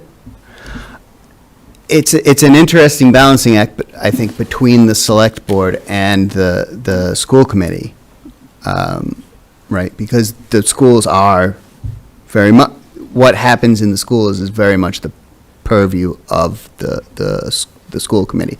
But I think it's up to the select board to work with the school committee, to work with the superintendent, to find grants and find opportunities, tie-ins with local businesses, anything and everything any and every resource that the town has that we can bring together, not only to benefit the schools, but to, so that the students have pride in the town. As an example, the city of Worcester does an amazing job with the murals that they have all over the place. That is dreaming extremely big. But the opportunity for an Algonquin high school student, my wife is a public school art teacher up at Neshoba, and so the pride for them to be able to contribute something to the community and have something great for the community to rally around as well, I think would be an interesting opportunity. So that I want to try and build that sort of gateway as well. Thank you. Fred? I can't write fast enough. Brian, thank you for coming. Thanks. Sorry, can you speak into the microphone, please? No, I can't really can't. hear I you. don't have a microphone. I didn't pay the fee for a microphone, so. But Brian, thank you for applying. Yes. Thank you for, going through this process and understanding what's happening. My question has to do with, on your resume, you talked and you mentioned earlier that you were very actively involved in Milford's, government and activities. And in doing so, there must be one or two things that stand out as the things that you're most proud of, or you had such a significant, contribution that it made a change in the entire community. Can you share that with us? Okay. What I'm gonna talk about is the election working group. It was not super successful. I'll say that up front.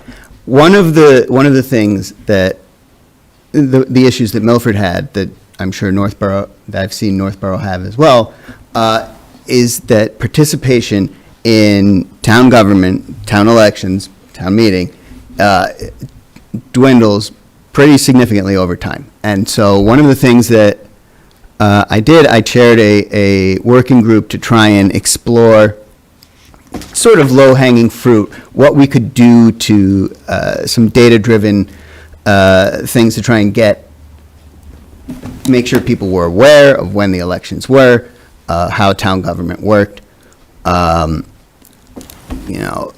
things of that nature. We had a couple of workshops with elected officials, including the town moderator, former select board member, just talking about how to get an article on the warrant at town meeting and things like that. I worked with the principal of the high school because the seniors are old enough to vote, to have a candidate forum in addition to the one at the senior center, right? For the high school seniors, just everybody came down to the auditorium and they had an assembly and they asked, frankly, very probing questions and to try and increase turnout. Looking at the numbers after the fact, I was able to look at the voter rolls, and I saw that turnout among high school students doubled from 12 to 24 voters. It is a small thing, but I think it's every person that you get involved at that young age. These guys are gonna live here. These guys are gonna contribute here as they grow up, as they move forward. So, I'm proud of that, and I managed to get a couple of friends to run for and be on the school committee. So, Good, thank you. Mike? Yes, thank you, Brian. So, yeah, I'll have the same question. why go for the appointment for the select board as opposed to running for it, on the town election? And then if you are appointed, would you consider or have you considered seeking re-election? I want to answer the second question first, and that is, in all honesty, I'm not sure. I want to make sure that I can, if appointed, I want to make sure that I have the time to devote to this and to my family, my wife, my daughter, without sacrificing too much one or the other before I make the decision to whether or not to run again, or to run for a first time, I guess. As to why the appointed position, I did run a campaign for planning board a couple of years ago, and it's a lot of work. I ran unopposed, so maybe I made it more work than it had to be, but, you got to collect signatures, you got to raise money, you got to put signs out, you got to shake hands and kiss babies, and I don't know that I have the network in town to be able to do that successfully. Thank you. Julianne? Can I ask a follow-up about Mike's Of course. question? So, if you were appointed to this vacancy, would you run? I don't know. Would I run in Would you run- 2026? I mean, this is for a year. Yeah, So in a year, would you run for the full term? it depends how the year goes. Okay. I don't want to say, yes, I'm definitely going to run. Incumbency is a big advantage, to be blunt, especially in a municipal election where there's not a lot of coverage. If I feel like I'm not committing I don't want to coast and take up a seat that I'm not really using. And I appreciate that, because time is a factor. Okay, so my question. So it's the two-part. Yes. What do you see as the main challenges facing Northborough? But also, what do you see as the strengths that Northborough has that we should capitalize on? I think, at the end of the day, I think the big challenge is resources, right? Predominantly money. How do we stay away from the dreaded override, the infamous fraction, for as long as possible? What can we do to increase our tax base in a way that does to avoid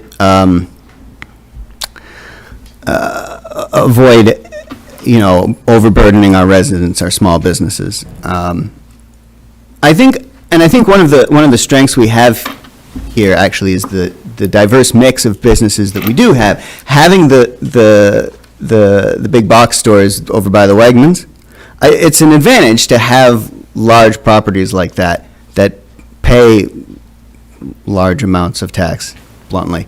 I think we have the location and the town services that make this town very attractive to families and to, where the people are, the money is, and where the money is, the businesses will follow.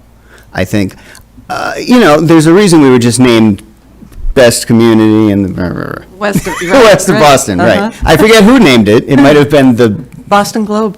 Was it really? It was Boston Globe, right? Oh. Yeah. Okay. Great. Big league. Even better. Wow. Yeah, there you go. No, but I think having that there, having the commuter rail right around the corner, these are huge advantages, and they make it a very attractive town. Bluntly, it drives the property values up. And so I think the previous speaker talked about trying to sell the town. I think this town sells itself. I think we have to look for opportunities to get out of the way of that and make things easy for people and for businesses where we can. Thank you. Thanks, Brian. So, at town meeting this year, there was a lot of discussion about the budget crunch, if you will, that Was we're. You may have noticed. And discussion of something called an override, which I assume you're familiar with what an override is, that it might be something that the town might need to consider next year or the year after that. How do you weigh decisions of cutting versus maintaining services, and if it was needed to support the existing services that we have now, would you consider supporting an override to make that happen? So like I said, this is an issue that everybody has, right? And this is an issue that every town has, that maybe not, as close to the ceiling, but as the economic headwinds in this country as the economy sort of slows, right? As belts get tightened all over, we're going to be facing that same question. We're going to be competing with other municipalities at the state level for less funding, right? And so I think we're going to have to ask hard questions about some maintenance, about some opportunities and some ideas that we would ordinarily try to be able to build out. I think the way what we saw play out with the downtown with Article 29 there, I think we're going to have to make those hard decisions more and more. And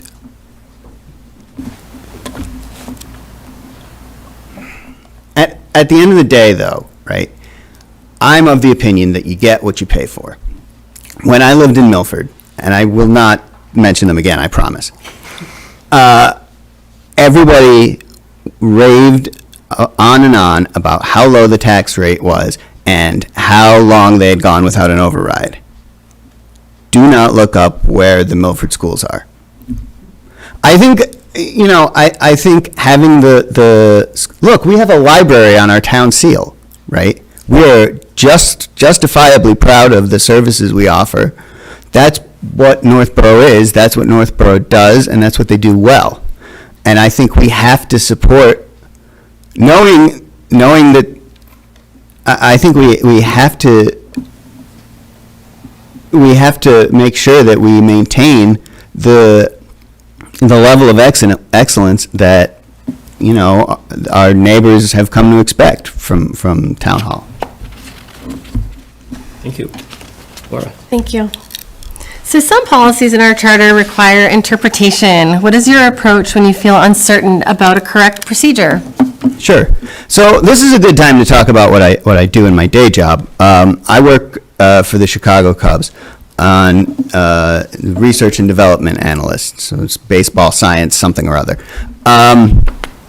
Sort of the Moneyball kind of stat guy thing, right? I'm a very data-driven person, but what I'm not is athletic, right? And so I am fully aware, right, of the importance of the subject matter experts, of knowing of talking to the guys who have been playing for longer than I've been alive, right, who've been around the sport their whole life, and who can tell from the crack of the bat what the exit speed of the ball is.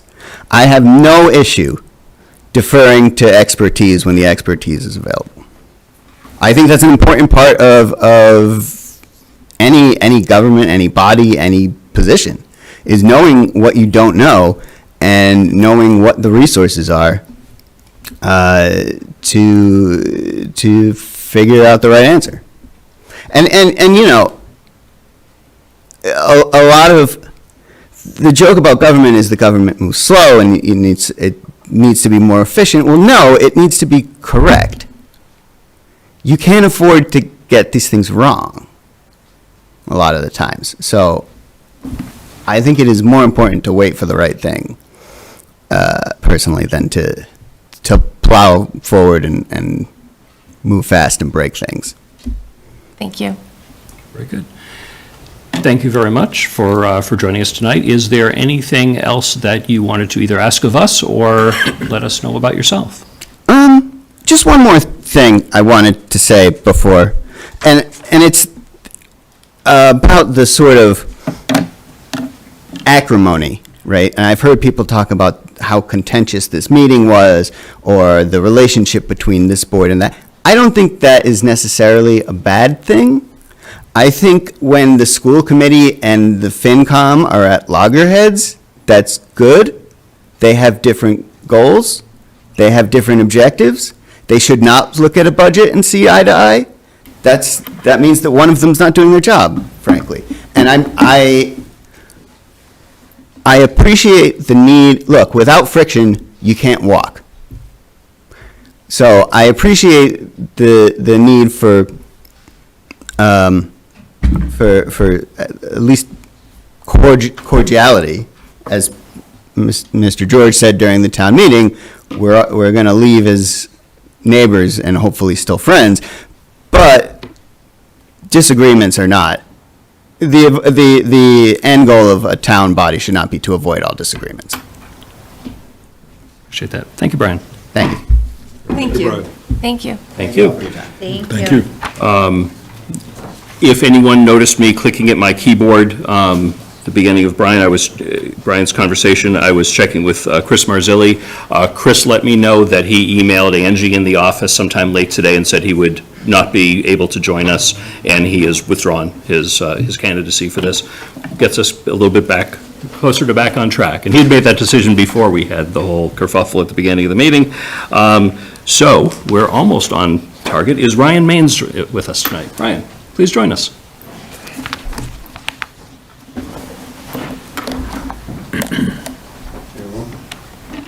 Good evening. Thank you very much for joining us. I will start by asking you to introduce yourself a little bit. We've received your application documents. We're generally familiar with you. If you could tell us a little bit more about yourself, and then we'll get started. Yeah, absolutely. So, Ryan Maines, I grew up in Waltham, Massachusetts. My wife and I moved here a little over 10 years ago, so been around for a bit. Definitely have noticed a fair amount of changes and growth in the town in that time. And in that time, we've really fallen in love with Northborough and all that it offers, right? Like, everyone talks about kind of the schools. That's actually what brought us here. We were kind of new in our careers.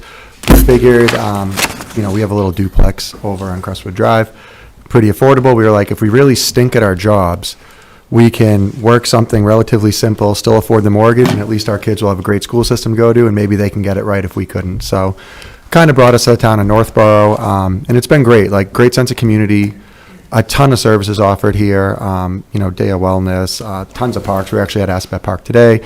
Our 8-month-old daughter loves to swing. She gets really geeked up. It was redone recently. It's beautiful. Appreciate that. Appreciate all the green space, fields, like everything like that. Great place to be. And even like in the winter this year with the town parking ban, someone parked on the street and a Northborough police officer, rather than ticketing or having the car towed, actually knocked on the person's house at midnight and got them to move the car to avoid that, which I thought was, it's very different than Waltham. I don't know if any of you are familiar with it. It's a big city. There's none of those personal touches. And so that's what's really like drawing me into Northborough. Me and my wife want to put down roots here. We have the 8-month-old daughter, and we just want to keep Northborough feeling like the great community that it is. Thank you very much. Fred, I believe you've got the first question. Oh, I do, and it's a doozy, okay? I've been thinking about it all night long, so. Ryan, thank you first and foremost for applying and taking the time to come and talk with us. Really, hopefully, we are giving you information just as you're giving us information. I've asked the same question, so I will with you as well, and you probably know what it is, but I'll say it. And that is, share with us a little bit about your level of involvement at the municipal level, as well as one or two success stories that you've experienced in that area. So honestly, at the municipal level, I have not been very involved throughout my life. This is something that, just through online groups that my wife's a part of, there's like a Northborough residents Facebook page, stuff like that.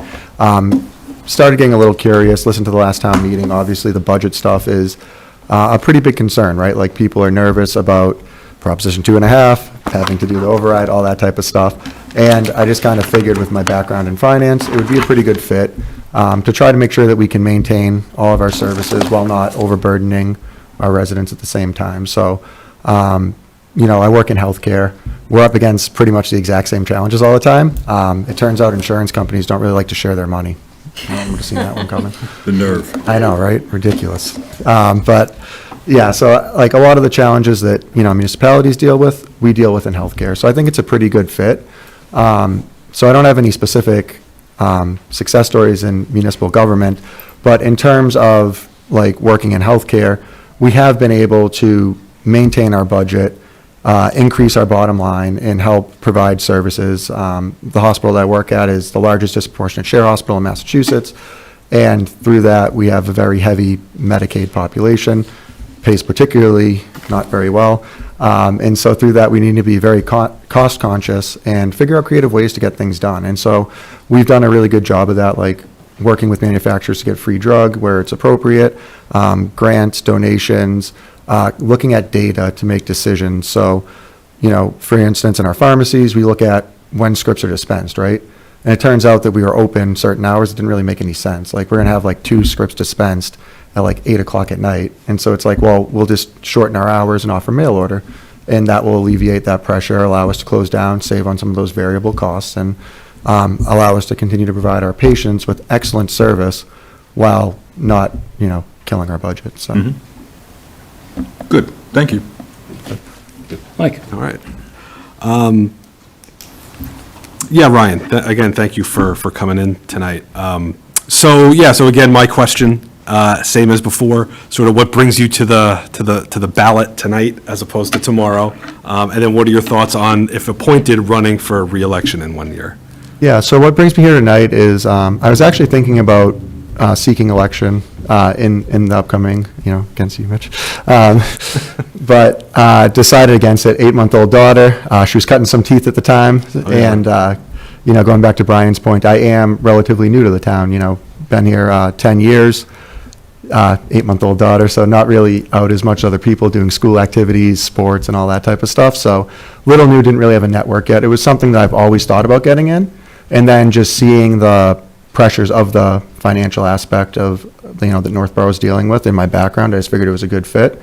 And then in terms of seeking re-election, after the year, I think the people will really let me know if they think that's a good idea or not, right? Like, if it seems like people are very open to voicing their opinions. If I feel that the feedback I'm getting is mostly negative, I think I would steer clear. If it's positive, things are going well, we're keeping our budget in order and stuff like that, it's absolutely something I'd like to continue doing. Me and my wife want to be here the long haul, and I want to do everything I can to help the town. It's a great place to be, and I hope that I can help maintain that, so. Thank you, Ryan. Thank you. Julianne? Okay, so I'm going to personalize your question a little bit. So my question is the two-part. What do you see as the main challenges facing Northborough? And if you could, when you answer that question, you wrote in your cover letter that you wanted to support thoughtful and sustainable growth.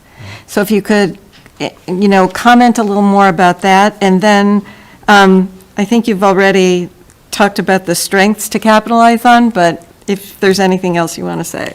No, absolutely. And so in terms of like the thoughtful and sustainable growth part, once again, going back to my childhood in Waltham, there were a lot of things I kind of disagreed with. Waltham used to have much more of a town feel, and it's grown into a full-on city as a result of what I consider not thoughtful growth. Like, you go into a neighborhood, a 2-family house, they tear it down, they turn it sideways, put 4 duplexes next to each other, and they just keep doing that repeatedly over and over again, finishing the basement to the attic, maximizing square feet. And it really creates a situation where it just loses its character, right? And like, you start pushing in too many people. In terms of businesses, like, they do give you a good tax base, and that's great. And Waltham has a great tax base, and they provide like a fair amount of services in terms of like trash pickup and all that type of stuff. But it just has gotten so congested and so different than the city that I grew up in. One of those things that hammered it home for me was I was, in college. I was living with my parents in Waltham, and it took me over 25 minutes to go 2 miles from where my parents lived to Waltham High School, because I was, volunteering to coach with my old high school football coach at a camp for the current high school kids. And so, I'm afraid of that happening. And the reason I'm afraid of it is very similar to Waltham. Northborough's in a pretty good location in terms of highway access. You know, Waltham, it's the Pike in 95. Here we have the Pike in 495. So you can get east, west, north, south. 290 and 9. Yeah, 290 and 190. Like, you can get all over the place. Yeah. It's very accessible. And so as a result, I think that's going to attract businesses. And my fear is that it's going to, you know, with more businesses, there's going to be more demand for housing. And I just don't want to see Northborough ever turn into, you know, kind of a gray, not personal city. So. Thank you. Thanks. So I assume you either watched or attended town meeting and familiar with some of the budget issues that are going on right now, and that as our expenses don't grow as fast as our revenues, we may be faced in the next couple of years of something called an override, which allows you to increase the levy limit, the maximum that you can tax its citizens through property taxes to pay for services. How do you view the pro and con, or the two sides of the scale of cutting services and cutting budget versus maintaining services? And would you consider supporting an operating override if it was necessary to maintain existing services? Yeah, so the first thing in terms of cutting services, any services that would be cut would have to be done in a thoughtful and, you know, data-driven manner. And I'm not saying completely cut services. Going back to my point at my current employer, we looked at data. We saw that we were dispensing basically 2 scripts in a whole hour from 7 to 8 p.m. So we trimmed down that hour. It saves on variable costs. You don't have as much staff in there, lighting, heat, AC, whatever you may have. And so I think there's ways you can work within a budget where the core of the service remains, but you're able to save some dollars associated with that. So I think that's something that's important. And then in terms of an override, you know, going to Brian's point, I think you get what you pay for. You know, my wife and I specifically chose Northborough because of the fact that it had great schools and great services. And yes, you can go someplace else with a cheaper kind of, you know, tax rate or whatever. And then most likely you end up paying for it a different way, right? Like then you end up having to send your kids to a private school, which I don't know if anyone's looked at the price of those, but they're pretty darn expensive these days. My nephew's actually going to be a freshman in college, and I think room and board and all that stuff and tuition is like $80,000 a year now. So it's important to get a good education. And so I think that you get what you pay for. So maybe if there is an override, I think it makes sense. And then also going to Jeff's point, I think there are opportunities for us, and we just need to make sure that we do them in a tasteful way to increase our revenue. But in terms of extreme steps, I don't think there's anything that we should consider there. I think it's really figuring out cuts that make sense and then figuring out ways that make sense to increase revenue. And if there's an override involved in there temporarily, I think the people of Northborough, you know, chose the town for a reason. So I think they would be supportive. Thank you very much. Laura? Thank you. So some of the policies in our charter require interpretation. What is your approach when you feel uncertain about the correct procedure? Definitely defer to experts. Sorry to keep drawing back on my current role, but healthcare, a lot of doctors, significantly smarter than I am. And they have a very different opinion on things. They understand stuff that I can't even begin to wrap my head around. As a finance guy, sometimes I wish they would go in a different direction because some of these services are significantly less profitable, but you know, that happens. But we're in an age of information, right? Like, we can pretty much look anything up instantaneously. We can reference things. And I think it's important to get it right. Like, there's nothing that we shouldn't know. If we have to interpret it, then in a situation like this, we do have a board of people, and we can come to a consensus and move forward. You don't always win that way, as I find out in every role I've had in my career. Sometimes what you want in finance doesn't happen, but you know, you push forward, come to a consensus, and research as much as you can. Thank you. Thank you. Kelly? Hi, Ryan. As you may or may not be aware of, to have a level budget for fiscal year 26 with only a 2.99% increase over fiscal year 25, we are not filling 4 FTE positions, and the majority of the school budget goals could not be met because of the budgetary constraints. So my 2-part question is, first, what role do you believe the select board should play in supporting our schools?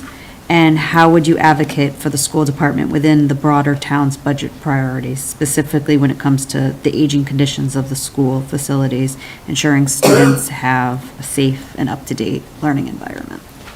Yeah, so in terms of advocating for the schools, everyone here has talked about it.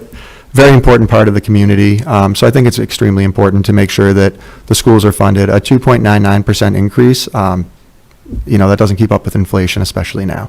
So it does lead to things like cuts, and I think we need to figure out ways to make sure that that is as unimpactful as possible, which usually, because it is, town government, most things are already cut pretty lean. So it has a big impact, and I think it's just figuring out ways to make it work, and specifically making sure that the students have what they need to be successful. That's what brings people here, I think, for the most part, and I think that's what keeps people here. So in terms of that, schools are a huge priority, at least for me personally, and it's not just because I have an 8-month-old. She has a couple more years before that's an issue.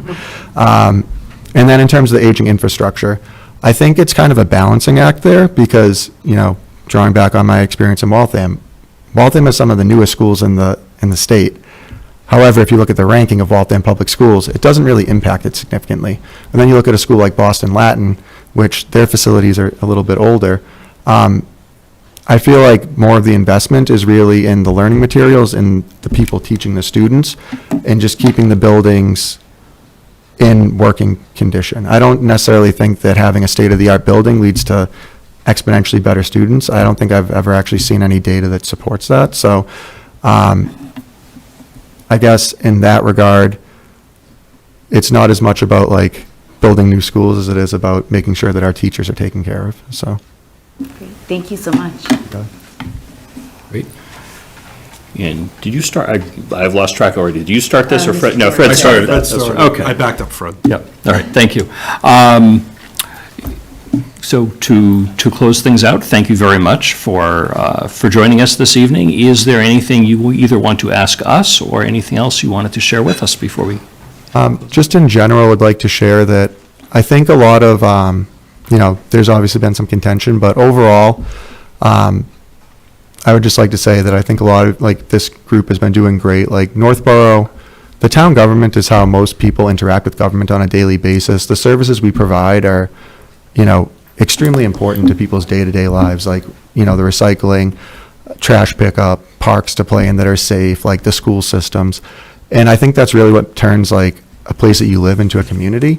And so as a result of that, I just wanted to say thank you all for your, dedication and work here. And, it's a great place to be. So thank you. Great. Thank you very much. Thank you, Ryan. Thank you. Very good. Thank you, Ryan. Next up, we have Jacob Jones.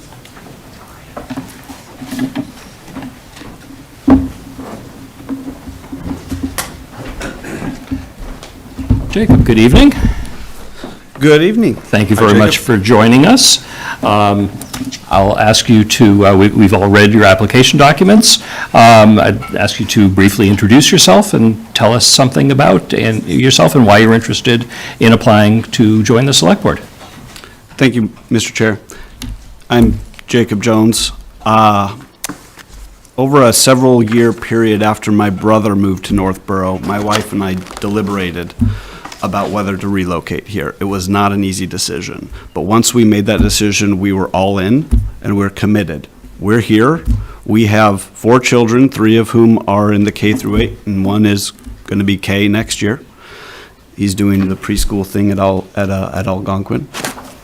So I am fully invested in the success, health, happiness, all the positive things of this town for the next however many decades I can have an impact on it. So I'm all in, and so I'll probably get the rest of it through your questions, but that's ultimately why I'm here, and I'll get into, happy to provide more specifics in response to questions. Great. Thank you. Mike. Yes, thank you. Thank you again, Jacob, for coming in. My same question. Why the sort of ballot tonight as opposed to ballot tomorrow? And then have you thought about running for re-election if appointed? Yeah, thank you. So I was aware of a spot coming up for re-election. I became aware that Mr. Ray was running for that spot, And because of that, I didn't feel like I needed to run, and I was happy with whatever the outcome of that election would have been. When this vacancy became open, I certainly didn't jump at the opportunity. Individuals have asked me, would you consider it? And my initial responses were no. But as I've had a chance to reflect and think about it, I've changed that to yes, of course. Why? Well, I see myself as someone who's tries to be a problem solver. I don't have all the solutions, and I'm often wrong, but I think being part of a team that's working to solve the problems is much better than being the person who sits on the outside and complains about the problems. So I've tried to be someone who gets on the problem-solving part and do the work. I've watched your meetings. I know how much you work. It's not something it took some thinking about, do I really want to do this? And yes, I think that the pros for me outweigh the headaches and the long meetings that you all have, because the work is worth it. And ultimately, it was when my spouse said, yes, you should do that, was when I kind of went from no to, wait, okay, we can make this work. So that was it. I hope that answered. Sure. Oh, no, would I consider, sorry, the second part. I would consider it. I'm not saying, I don't think anything is so, I don't have the clairvoyance to say with 100% certainty probably anything 12 months from now. Certainly wouldn't be against it. I would consider things as they go. So that's not a 100% commitment, but it's also not a no. I'm sorry, I can't be That's better all right. than that. Thank you, Jacob. Thank you. Julianne? Hi. Okay, so what do you see as the main challenges facing Northborough? And what do you see as our strengths that the town should capitalize on? First one is going to come up, I think, in the next question, is the looming 2.5 override question is one of the challenges that we're all diligently thinking about now. Not the only challenge. One of the other challenges that I've seen is, as I review our master plan, as I have attended many meetings and participated, is that we as a town, we certainly have a lot of great residents, but not every resident has the same goals, and that's okay, and that's understandable. And some of those goals aren't necessarily compatible with each other in all cases. And one other challenge we have is we have a state-controlled highway rolling through our town, which make a lot of our things we'd like to do very practically difficult to do when we can't control crossings and we can't control a lot of things about that. So those are challenges. And so the challenges, well, I'd like something more walkable, but I'd also like something that traffic can get through. Well, those are kind of internally inconsistent. So how do we resolve that? I don't have an answer right now how to resolve that one, but that is a difficulty. We have individuals who would like to see more affordable housing and more individuals who would say, I would like it, but not in my backyard. Well, okay, those are two incompatible positions that some of our residents have each of those positions. So we have plenty of good meaning residents who have very good concerns, and it's finding solutions that solve as much as we can solve. That's, I think, one of the troubles. Many of the strengths have been said already. Love the schools. I guess we'll get more to that over here. But the location was great. When I came up here, I wasn't sure if I would be commuting to Boston or if I'd be working fully remote. So when I chose my permanent home, I wanted to be in a place where I was close enough to a commuter rail station, within striking distance, I say, if I had to make that commute, at the same time, somewhere lovely and comfortable, with, great, we've got great things. We've got the farms during that season, and I won't start listing things because someone will feel left out, but lots of great things about here, and including the schools. Thank you. Very good. Jacob, you've been sitting towards the back. You have some inkling as to what my question is. And I know you were at town meeting, so I know you heard some of the debates and concerns about the financial situation the town might find itself in the next couple of years about possibility of an override. Could you tell me a little bit about how you would look at weighing cuts in services or maintaining services, and whether you would support an override if it was necessary to maintain existing services? Those are ultimately great questions. One thing that concerns me, of course, about an override is there's no such thing as a one-time only override. Once we do an override, that's baked into the base forever. So all future increases are then based on that increased increase. So there is no one-time override. And because of that, I would see that as a very, very serious thing. I'm not a never override type of person, because if there's justification for it, there's justification. What I do see as a really big, maybe back to Select Member Hirsch's question, is a kind of a concern as well in connection with this question, is we did have 112, if I counted right, people at town meeting who nearly didn't vote for our budget. Our town not being able to pass a budget is a concern. There were a lot of, we were all there, well-meaning residents questioning how we got to the budget that we had, and can we trim a little here and there. If that's the amount of people we have maybe unwilling to pass a budget as we have right now, I'm afraid we're not going to have a lot of support for an override unless there's really compelling services that are going to be dropped as a result. Ultimately, it's going to, as I'm sure the board can appreciate, it comes down to item by item questions as to, and it's a very difficult one, but it's a question of priorities in the end of the day. And everything is something we'd like to have.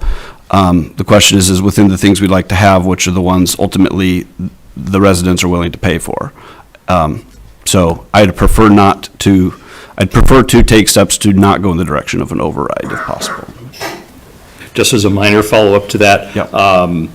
there is a way of backing out of an override called an underride. Doesn't happen too often. Hopkinton did it a few years ago. I think there have been a couple other cases where it's happened. If your revenue catches up to where it needs to be, then that's the time where you can back out of that. Thank you, and I learn new things every day, and I appreciate learning that. That sounds like, if feasible, would also be a good thing to consider, and I don't think we're anywhere near that either, but Thank you. I'm all about being responsible for our taxpayers, being a taxpayer, raising a family, thinking about how is my family going to afford to live here with the taxes that are here. I'm very conscious of the tax bill, yeah. Thank you so much. So some of the policies in our charter require interpretation. What is your approach when you feel uncertain about the correct procedure? So this is a great question. Of course, while I am a lawyer, I would not be providing any legal advice to the board. That's not allowed, and I wouldn't attempt to do that. Anything I would do would always just be my own view. But my own view usually starts with reading the words in the policy, or if I can't find the policy, find the policy that has the words I need to read. Read it, read the context of it, read anything else about the context of it that I might be missing, ask smart people what I might be missing. I do have the ability to look for Massachusetts cases, land court cases, other court. I say that because I'm on the zoning board currently, and that sometimes comes. So I have the ability to do my own legal research just for my own knowledge and edification. So often when the plain language is read in context, the solution can be pretty clear. If it's not, we do have experts who can give us their advice. I'll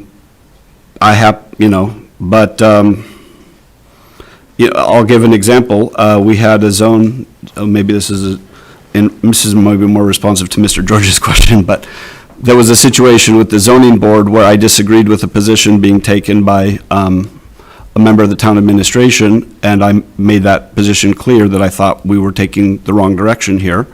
And I went to the source, which was our bylaws, and I flagged some language in our bylaws, and I was able to help a resident who was pretty distressed over the situation with, by the way, the help of Administrator Bacon, who helped facilitate that solution. Thank you. So yeah, there's place, of course, for outside counsel to help us with, but I don't think outside counsel is a substitute for us using our English skills and reading language. And if we don't like the language, there's a way to change it if we need to, so. Thank you. Thank you. Kelly? Hello. As you may or may not be aware, to have a level budget, for FY '26 with an only 2.99% increase over FY '25. We were not filling 4 FTE positions, and the majority of the school committee budget goals could not be met because of these budgetary constraints. So my two-part question is, first, what role do you believe the select board should play in supporting our schools? And how would you advocate for the school department within the broader town's budget priorities, specifically when it comes to funding for the aging conditions of our school facilities, ensuring that students have a safe and up-to-date learning environment? Great question, Madam Chair, and had a feeling it was coming. As the board knows, I spoke out at town meeting in favor of us supporting our school items that were on the warrant. Maybe that wasn't necessary because people are generally in favor of them, but I was pretty shocked when I saw that 2.99% increase in this department where other departments weren't able to be that lean. And I saw that as a huge merit of trust, that I can trust the people who are coming up with that without me having to micromanage them. I know that I am not an expert in running a school district, and so I would, when I say defer, I always trust but verify, but like, if the school committee says, these are the things that we need, and this is what they were going to cost, my first position is that's all probably right, how can we get there? Now, does that mean I'm going to always be able to say, give them everything that they want, and say, we can do that? No, my kids would like me to do that. I can't do that because, we have to figure out where to spend the money. But everyone here also knows that I did speak against some items, which freed up free cash, the famous free cash, which in those cases can be used on capital expenditures, in my opinion, for helping things like crumbling stairways and other things that the schools need to stay safe, ultimately safe, functional, safe for our kids and for our teachers and other staff members. This goes back to Member Hirsch's question about the strengths. So my oldest daughter, without getting into details, has a lot of complicated medical needs. And I really appreciated, in contrast from where I'm coming from a few years ago, the amount of attention and familiarity that the relevant staff members have with my child who has those needs. And there was an incident, ended up not being that serious, but I immediately got a call from a school nurse at one of the schools. So-and-so had this happen. We're aware that this is a situation. What would you like us to do? We'll pick her up, we'll take her, we'll do the thing. And it was just very fast, very seamless, very responsive, very professional. And that's the kind of situation that, as a parent, I'm like, yes, how can we make sure to support the kind of quality services we have at our schools? So I don't know if I directly answered your question. Let's free up cash to do capital expenditures that we need to, that aren't in your operating budget, and do the best we can to support when you say we need something. How can we get there? Fred. It's my turn.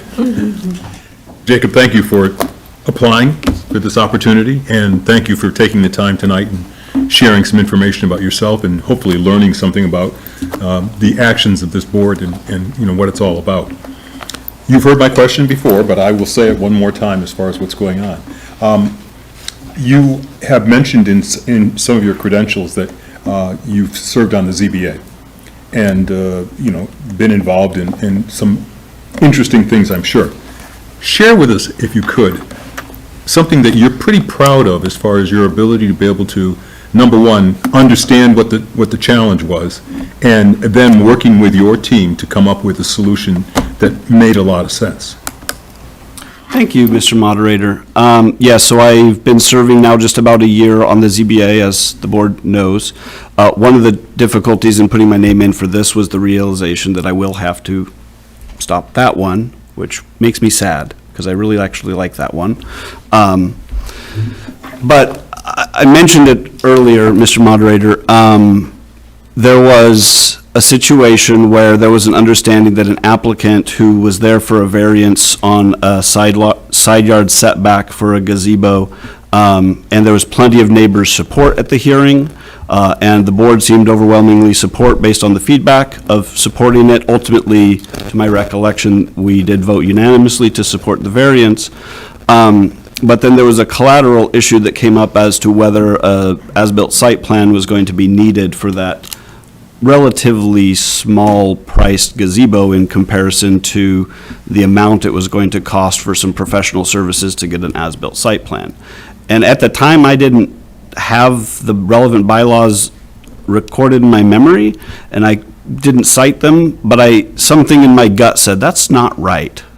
And I said at that meeting, that's not right. And I was accused later on Facebook of bringing common sense to one of our boards, and I'll wear that as a badge of honor, that I was bringing common sense to a board. But I just sensed that something wasn't right, and at the time I didn't know what was not right about it. And so at the moment I wasn't able to make a solution with the board. We talked about it, and we discussed it, and we did the best we could as a board.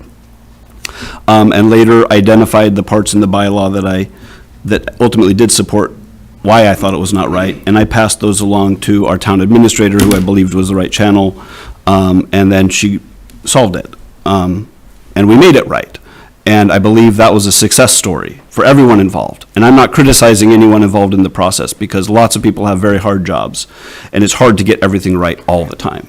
And I'm always happy to be corrected, and I think we all we all learn new things all the time. So there are a couple, one or two other times, I can't get into the details because they happen in executive session. As you understand, there was some executive session meetings that we've had that I believe that sitting in that board, listening to everyone and each of their individual experiences, one thing I do have to rely on a bit is those who've lived here for more years than I have, which is most of you, if not all of you, and that experience that I don't personally have. And that experience helps me change my mind sometimes. And in some of those sessions, hearing those experiences, I went into the meeting thinking that I would have one position, and then being convinced by my colleagues on that board of taking a different thought about it. Sorry, I can't get into details, but that's fine. They've changed my mind, which I think is how it should be. Good, thank you. And I'm happy to answer anything else. Great. Thank you very much for joining us. Before you leave the desk, would you like to ask us any questions, or is there anything else additional you would like to share with us? I've watched a lot of your meetings. I've commented on some of them.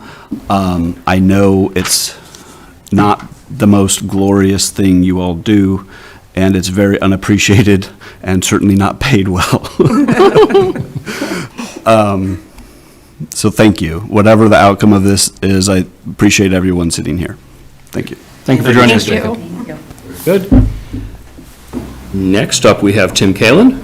Tim, I see you hiding out in the hallway. Please join us. How you doing, Mitch? Excellent. Thanks for having me. Thank you very much. What we'll do, I don't know exactly when you walked in or started to observe, is I will ask you to introduce yourself, et cetera, et cetera, et cetera, and then we will make one loop around asking questions, and for you, Julianne, will be going first.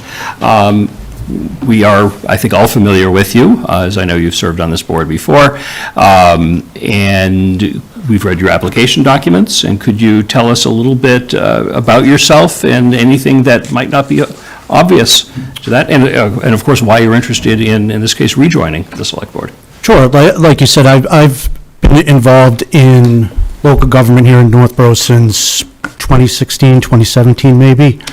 And it's been great. I think the best part of that has been establishing healthy professional relationships with all the department heads. I've had a chance to work with all of them, not only on the Select Board, but also on the Appropriations Committee, and now have a very detailed understanding of their budgetary process. It's also been great to work with some of you. Laura actually helped me on my first couple of campaigns when I first ran. Julianne and I got elected together the first year, And you and I worked together when I was on the Diversity, Equity, and Inclusion Committee to help get a few of those much-needed changes implemented in town. Yeah, so the reason why I applied is the town is facing some very serious financial decisions over the next 2 to 3 years. And I just thought it was important that somebody with some experience, not only on this board, but also understanding the finances of the community and having working relationships with all the department heads would add value. Thank you. Julianne? So I think you've already answered one of my questions. My two questions are, what do you see as the main challenges facing Northborough? And secondly, what do you see as our strengths that Northborough should capitalize on?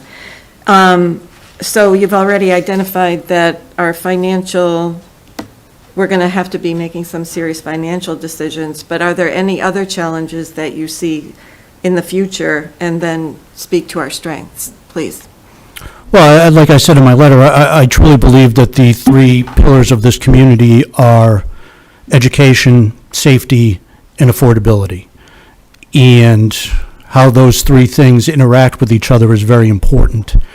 And much like Kelly has mentioned, the school not getting 4 full-time employees is something that the town has to deal with. It's not something that I agree with, but it is a choice that the town has made. And I think choices like that are part of the difficult financial decisions that this town needs to make.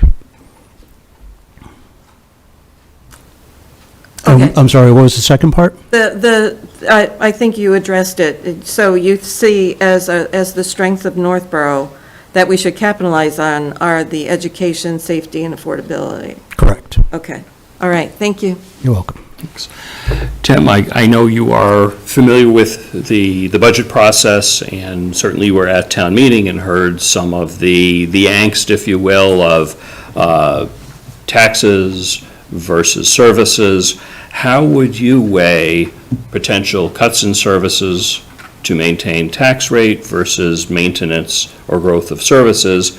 And if it is necessary, as it may be, to consider an override sometime in the next couple of years, would you consider supporting an override to maintain our existing level of services?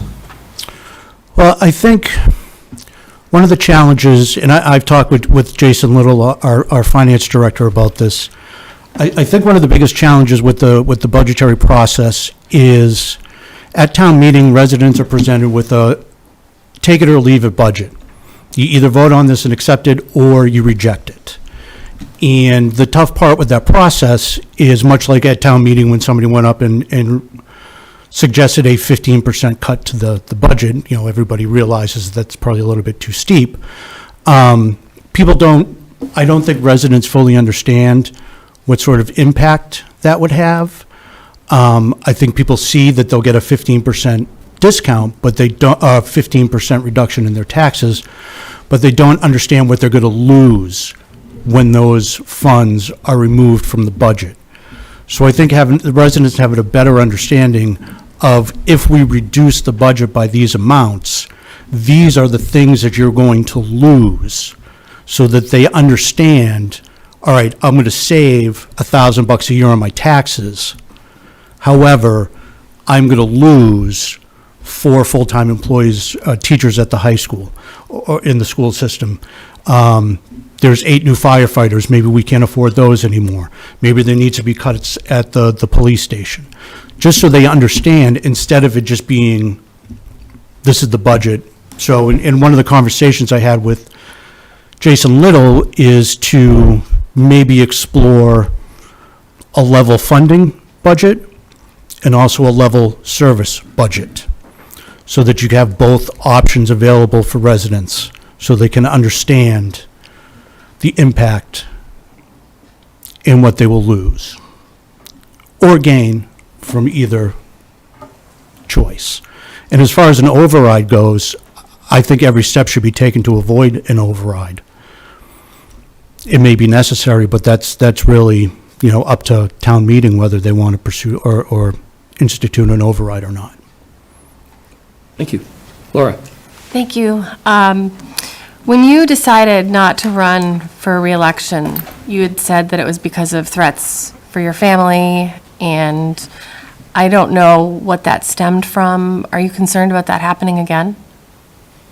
It is a concern. It's always a concern. I think my children are a little bit older, so they're in a much better place to understand that there is some negativity that comes along with serving your community. I try to instill in them that when you believe things are fair, you need to stand up for the things you believe are fair.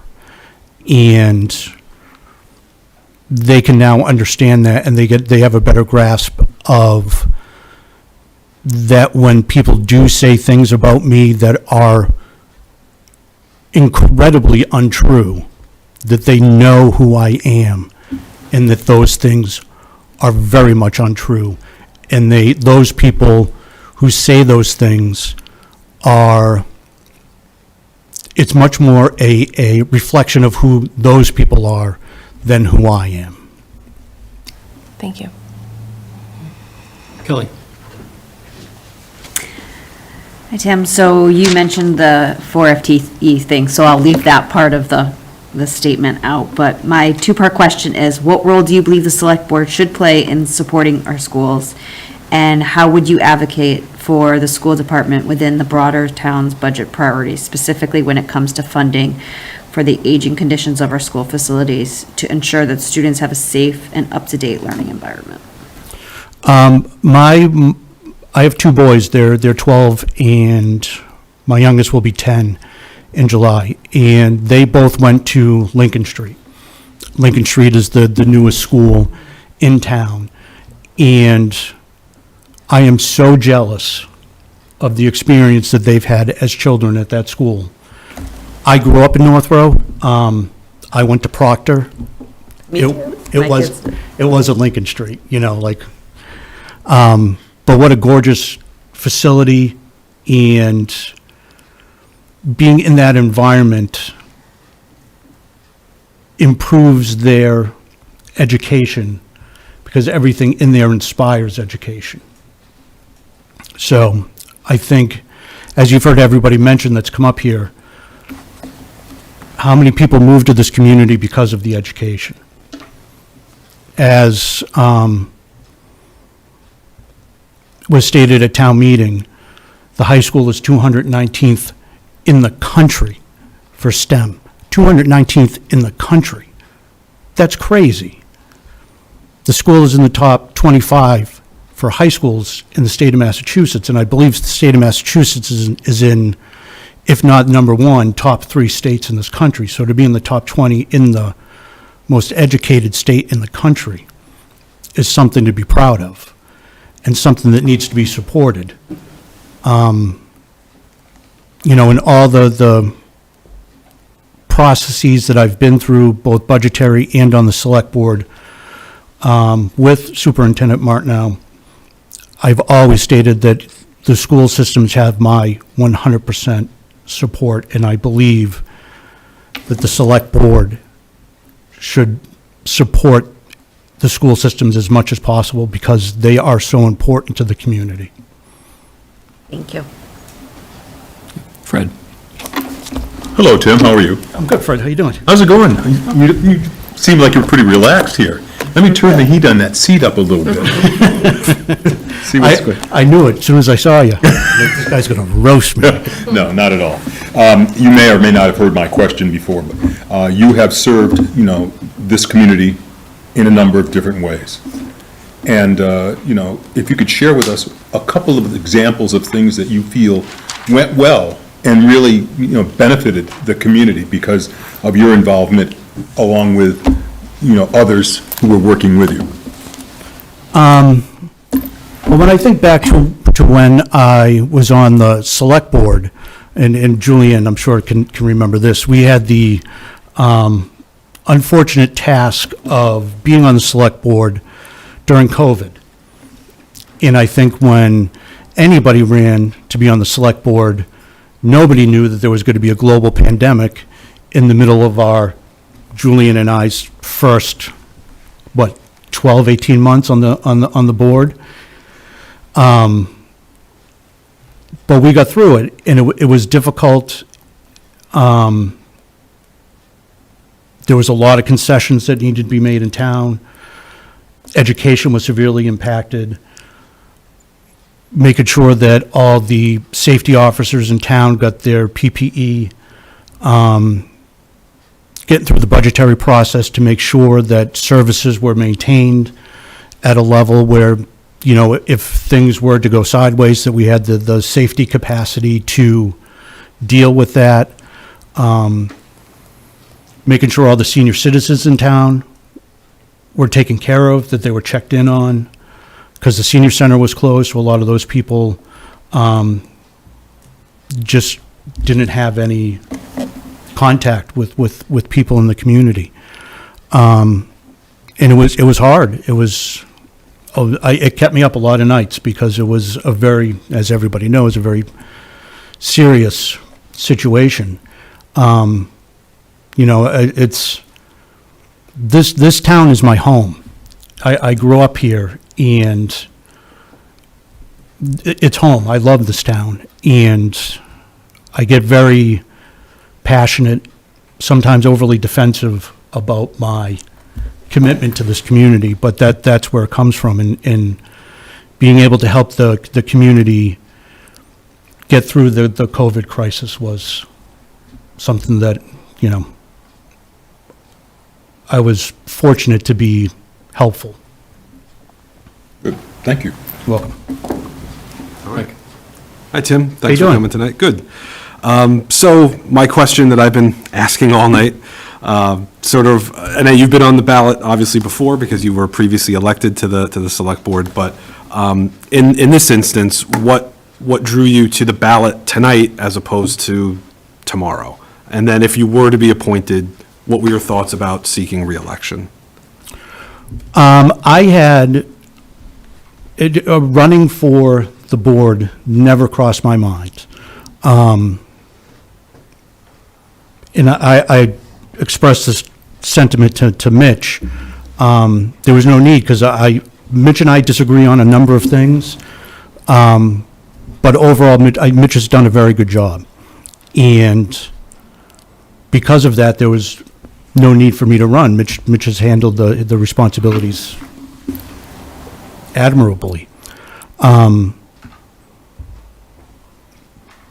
once, Mitch let it be known that he wasn't going to be running, then I had some time to think about it. And then after town meeting, with a lot of the discussions about the financial concerns, I just thought I could add value to the select board because of my experience in the community and, like I said, working with department heads and understanding the budgetary process. And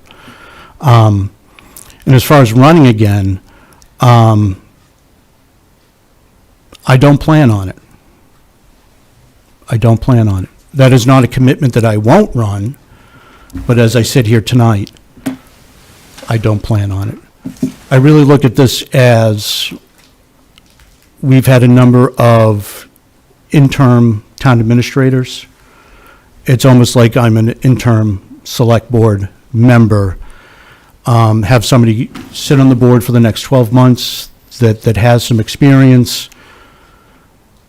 Then, when it is election time, let the residents of the town vote. I wish they had the opportunity to do it for this seat. That would have been the appropriate path to take, but, so, Okay. Thank you. yeah. Appreciate it. We have completed our round of questions. Is there anything that you want to ask us or anything additional you would like to share with us before you leave the table? I'd just like to share just a statement. Sure. I understand that everybody on this committee received a note from somebody that made some fairly serious allegations against me about my time, and I just wanted to address those so everybody can hear my side and actually what happened. Years before I ever ran for the Select Board, I was actively trying to improve the safety of Davis Street. In fact, I've requested a 2014 email from then Select Board member Leslie Rutan that confirms I was already engaged with the town about this issue. I'll share that communication once it's available. I just made that request today. I haven't heard back. Over the years, I explored several options. I asked for speed bumps and told they weren't feasible due to plowing issues. I proposed closing the end of Davis Street near Southwest Cutoff to create a dead end. I was told it was too expensive. I requested stop signs at Wiles Farm Road and Davis, but was informed that was an illegal use of stop signs. I suggested making Davis a one-way street, but that too was declined.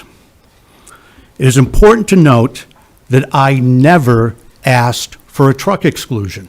Never. I never asked for it.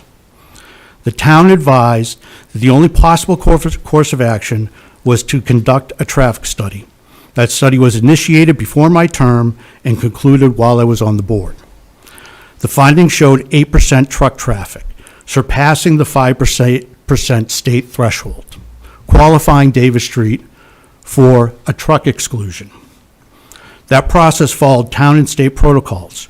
It was not about personal benefit. It was about safety, something I've consistently advocated for. The exclusion helped, but it hasn't solved the real issue: daily speeding, distracted driving, and unsafe behavior on a heavily traveled road. Some of the recent allegations suggest I used my position for personal gain. That's a serious claim, and frankly, it doesn't align with the facts or with the process that took place. I've always acted in good faith and worked within the structure and recommendations of town staff. Regarding my participation on the Appropriations Committee, to my knowledge, I missed one meeting to bring my 12-year-old son to a Bruins game. I may have missed another meeting because I had pneumonia. When present, I was engaged, prepared, and asked relevant questions. Family will always be a priority for me, but that doesn't mean that I haven't taken my responsibility seriously. It's also worth asking, if these concerns were so pressing, why weren't they addressed at the time by those in a position to act? The individual now raising them was on the Select Board and served as a liaison to the Appropriations Committee. If there were genuine concerns, she had ample opportunity to raise them through proper channels, but she didn't. That inaction speaks for itself.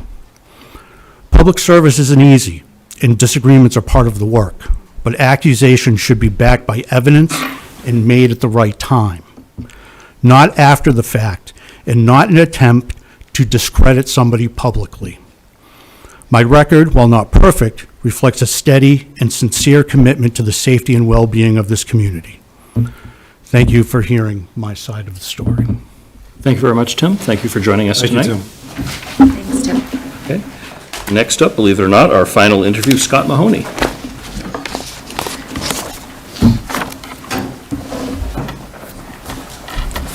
Scott, thank you for joining us. I think you've been back there for a little bit, so you've probably seen at least a couple of the interviews so far. So I will ask you to tell a little bit about yourself and why you're applying, and then we will go around in a circle, and as it turns out, this is my time to actually ask the first question.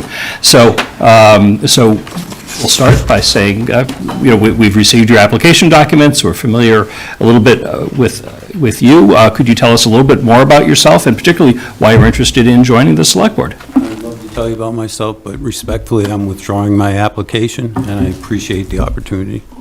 Thank you very much for joining us. Thank you. Thank you. Well, I'm glad we had 8, because now we have 5. We got there. All right. Does anyone want to take a 5-minute break? Can I just say one thing, Mr. Chairman? Just one quick statement, then we can take a break.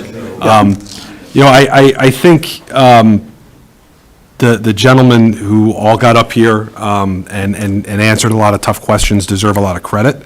I think we have a lot of talent in this town, and to the people who applied for this position, prove that. Maybe not the most diverse group, but certainly talented group. My question, kind of hearing myself say it out loud, kind of maybe came across as like, well, you're taking the easy route of going the appointment route and not the election route. They all sat here and answered questions that were tough, and that that were tougher sometimes than questions you get when you do try and run. Getting signatures is tough and everything, but they answered some tough questions, and they all answered them well. So I'd like to thank all of them for their time and for putting themselves out there. No matter how tonight shakes out, there's room on boards and opportunities here in Northborough for all of you. And I ask that all of you, please, even the gentleman who decided to withdraw tonight, resumes are impressive. If you're not already on a board, please reach out, because we could certainly use the help. So thank you. I'm glad you said that. Thank you. Did I hear that folks are interested in taking a quick stretch break? Okay, great. We'll resume back here. Do we get massages too? Can't help you with that.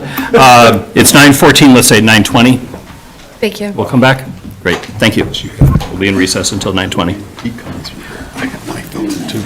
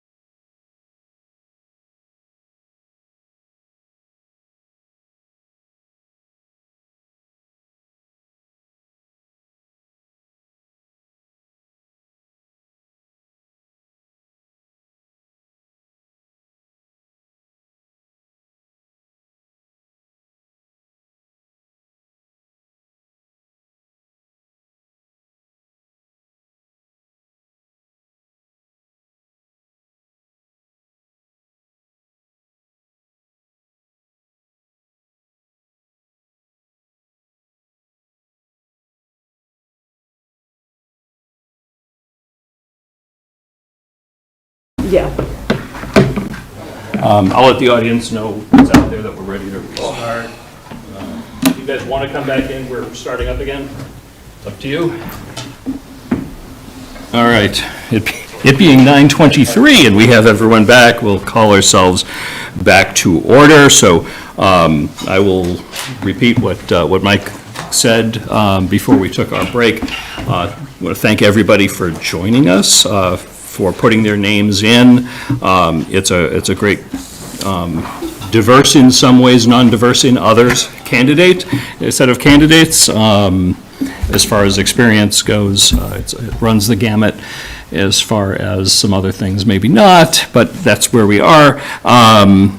What I'd like to do now is see where we are. It is very possible that there may be a majority of us that from the get-go is ready to move forward with a particular candidate, in which case we can cut this short. If not, we'll have some discussion and hopefully get this sorted out, but I'm confident we'll be able to make a decision tonight. We could go around in a circle and each say sort of our favorites, or we could, what I have seen done a few times before, is write a name on the back of a piece of paper. It's not a vote, and then we just show our pieces of paper and have a discussion. And as I said, if we're close or at a majority at that point, there's a motion and we get it done. Does anyone have any suggestions or preference as to? I think we owe it to the applicants to discuss, the reasons for our decisions. Sure. So rather than holding up a piece of paper, I think. Do we want to just each take turns saying who your preference is or something like that? I don't have a preference yet, so don't start with me. Okay. Does anyone have a preference that would like to start? One. Oh, go ahead. Go Sure, ahead, Kelly. So, at this point, I would- do we? I would Yeah. very much like your input into this process, yes.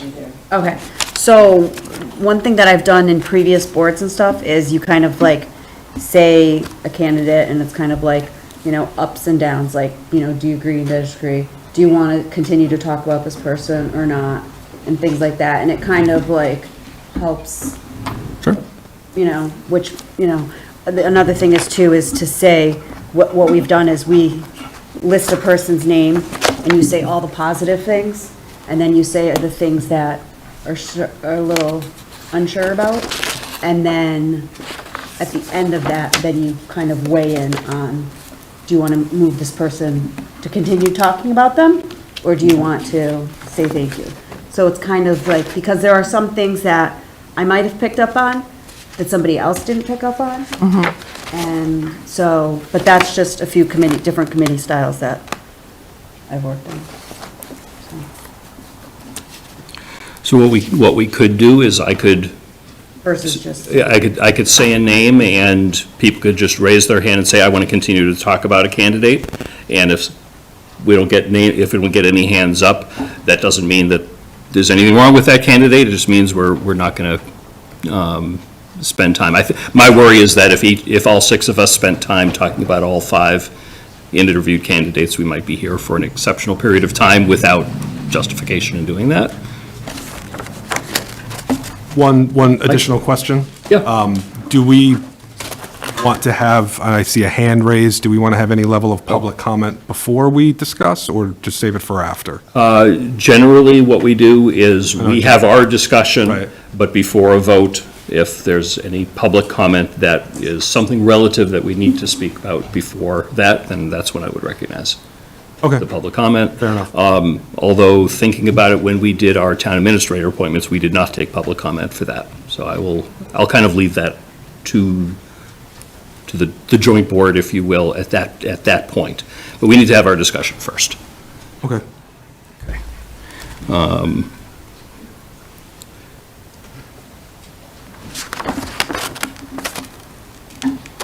Just writing names down. So the first candidate that we heard from tonight was Jeff Osterguy. Does anyone want to say anything particular about Jeff?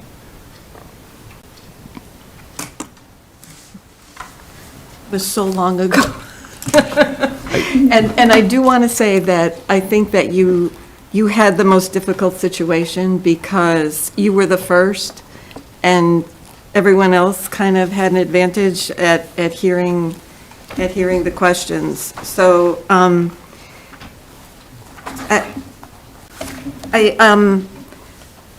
this has always been a pet project for me, but I think your comment about increasing communication is something that we can never stop working towards. And I saw that as a real strength. And also, and a lot of the candidates had this, they love the small town feel, but, how are we going to keep that? But growth is inevitable. So the other thing that I really liked about what Jeff said is that aesthetics matter. And, it's something that we have to help people realize that, making your town look nicer shows a certain pride and may want people to stop here. So Jeff had a lot of positives for me. Yeah, I will add that I found Jeff incredibly positive and optimistic. Even ignoring the conversations that took place prior, which I found very uplifting. And I think having someone on the board with that kind of optimistic attitude is a good thing. You have a lot of experience in Northborough, not a lot of experience with the government of Northborough. There are pros and cons to that. But I really liked Jeff's response to my question about budget, in particular override. I think it is sometimes lost upon a lot of people that a lot of folks move here for services. And the idea of cutting services just to meet a state arbitrary, levy limit is, I think, something that needs to be looked at, very, very seriously. People expect the services, and I think having at least an open mind for that makes a lot of sense. So I really like Jeff. Kelly? I appreciated his statements. He's a communicator by trade and an interested observer. And I'd say he's even more than an observer for taking the chance of coming here tonight. So I appreciate you coming in for it tonight. I agree the lack of specific understanding of the select board member isn't great, but he's willing to learn and he's willing to sit at the table, and I think that's commendable. Fred? I thought Jeff overall presented very well, appeared to be very comfortable in his presentation, and really talked about a lot of meaningful things that he's observed in town and town activities that he's aware of. And, he talked about the level of trust and the ability to communicate, those sorts of things. And I thought those were really good. The weak spot that I saw was, the lack of being involved in government, the local government in any way, shape, or form. And I, for one, believe that that's important to understand, the lay of the land, so that you're not caught off guard. And as everyone who serves on the select board at this particular time knows, lots of times you don't have time to learn. You have to make a decision. So many strong points, but there's one weak point that I see that I have some concern about. Anybody else want to say anything about Jeff? Do we want to continue around and speak about the other folks first, and then go back? How do we just beat up poor Jeff? Oh. Okay. Very good. All right.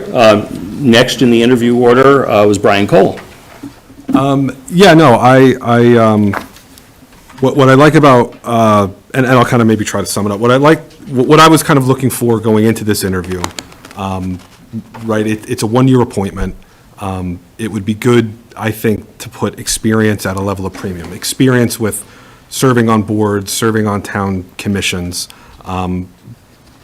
Brian has done that, you know, in his career, not here necessarily in Northborough, but he does have experience. Also, I think somebody like Tim, who's previously served the town and is serving on the Appropriations Committee, kind of fits that as well. You know, specifically to Brian, I think, you know, he certainly came across as sincere. You know, the questions, as I said, were very hard. I'm glad I wasn't sitting there for some of them. You know, and they're tough, and you don't always have sort of a smooth, polished answer. And I think that's sometimes maybe more what you're looking for. You want somebody who's going to really sit and digest it and try and come with the best answer just based on the facts, right? The Joe Friday, just the facts type of thing. So because of that level of previous experience, right, maybe in Milford and not Northborough, but experience nonetheless, and then the other sort of qualities that I saw during the interview, I would put Brian sort of towards the top for myself. Thank you. Any other comments on Brian? I really liked his suggestion for an election working group and his strategies to increase voting in schools. Regardless of how this goes, I'd love to see that put into action if he would also consider those efforts here. I appreciate his desire to protect our services. I am concerned because it is a big time commitment, and he did comment that he was unsure if that would be feasible. Our meetings are long. And so that's just my feedback, in addition to what has already been shared. I'll echo some of the comments that have already been made about Brian. I think I met Brian just once before this. Soon after he moved here, he reached out to me through one of the groups that I was involved in, and sat down, and I chatted with him, and he seemed legitimately interested in really getting to know Northborough and Northborough's government. Had a lot of good questions, and I fully expected at some point that he would be involved, and I'm glad he's stepping forward. Through personal experience, I know that being involved in one town and then moving to another town, there are some real advantages of understanding how other communities do things. And a lot of the folks in Northborough have just been involved in Northborough government, and seeing how other towns do it is really an advantage. So I like Brian and agree that he's one of the top candidates I'm seriously considering. I hope that he remains and becomes very involved, no matter what the case, what the turnout is tonight, because I think he'd be a really good asset to the community. Any other comments at this point on Brian Cole?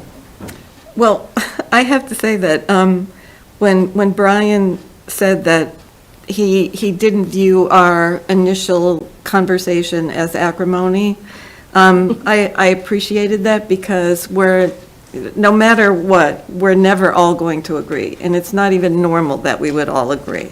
So I like that observation. Okay. Next up, we had Ryan Maines. Would someone like to speak about Ryan a little bit? So Ryan, I thought had a very good interview. I think he made a real case for himself that he could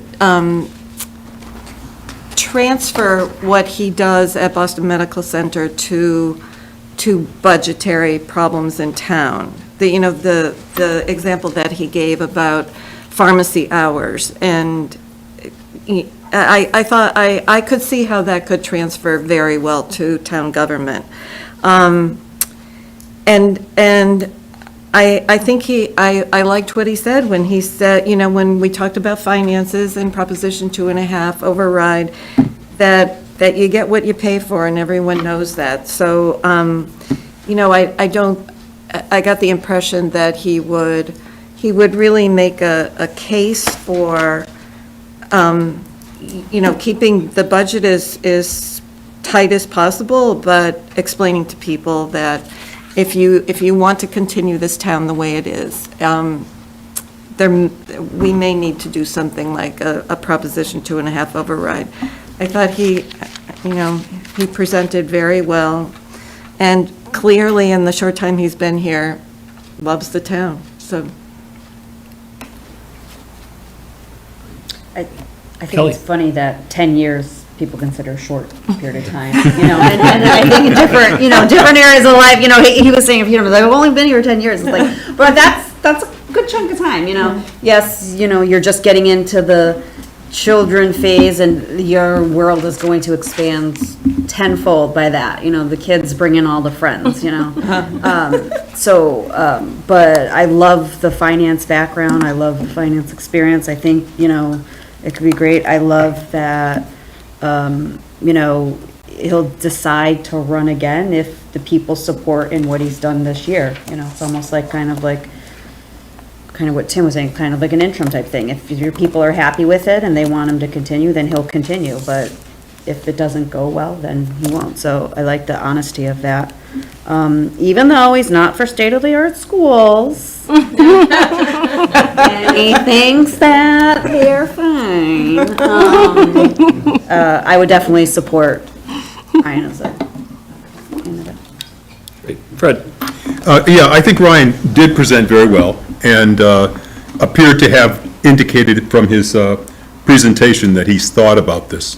It wasn't like waking up one morning saying, you know what, I'm going to do it. He clearly had thought about it. And what I saw as being one of his greatest strengths was his ability to be able to take his experience in healthcare and make that a parallel with what municipal issues are as well. And I think that shows that he thinks and he understands enough to be able to see where the similarities are. And he's also, he struck me as being someone who then will go out and do his research to add to the information that he already has. Also, the one thing was he used his healthcare experience to help us better understand where his career strengths are. And he used his experience as a resident of Waltham to help us better understand what he did not want Northborough to become. And so they were very, very clear, just descriptions, and I could get a great mental image from the way he described both situations. Yeah, to just jump on what Fred said, I thought it was nice how, Ryan was honest and sincere in that answer about like some of the things that he's seen in the place that he grew up in Waltham, that Northborough is different, right? And there is kind of a contentious issue between sort of development and more housing and sort of trying to maybe keep a town a certain way, and that can get contentious. And it was refreshing to hear somebody be able to give sort of a direct, honest answer on that. Does Northborough want to look like Marlborough and Shrewsbury to kind of bring it closer to home? So I thought that level of honesty is good, and that's what you need when somebody's serving on a local board like this. So. Any other comments on Ryan? I think similar to what the rest of you have mentioned, I do like his creativity for ways to cut costs without compromising what the students need really struck out to me. And just the creative ideas for solution. I also liked in his application that he's got experience in cross-functional teams and complex problem solving. And that seemed like two very helpful skills for our board. So that was my thoughts on that application. I think everyone's spoken on Ryan. Next up, we had Jacob. Would someone like to speak about Jacob? Yeah, I mean, and I mistakenly, when I said, experience on a board is at a premium, I mistakenly left Jacob out, along with Tim and Brian. I think, he's already put himself out there to be on the ZBA, and is serving admirably there. So I think that's certainly a positive, that I would kind of put in my bucket of people who have experience and could maybe come to the board and be able to hit the ground running maybe a little bit faster. So I'd feel bad stealing them from the ZBA. Well, one thing I really appreciated what Jacob said is that residents have incompatible incompatible needs and requests. And, you know, we talk about schools, but no one really mentioned seniors who, you know, some are struggling to stay in town. And I think, you know, based on that example that he gave on the ZBA and some of the comments that he's made at town meeting and other meetings, I think he's the person who can find middle ground. And that's what he mentioned as his talent, and I can see that happening. And, you know, that's something we will need in the foreseeable future. So one thing that's not written on this is that Jacob has been at our meetings for economic development. He's been at the meetings for the summits that we've done. He's seen a lot of the data and the information that we have been reviewing as we look to the future. So he's taken an investment even before making this decision.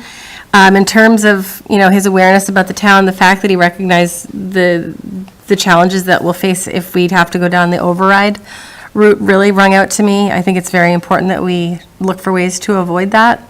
And I appreciate his legal background. You know, he's very familiar with our bylaws and our charter, and he stood up in many occasions just to help by sharing those different skills when we needed them. And so I like him as a candidate, so thank you.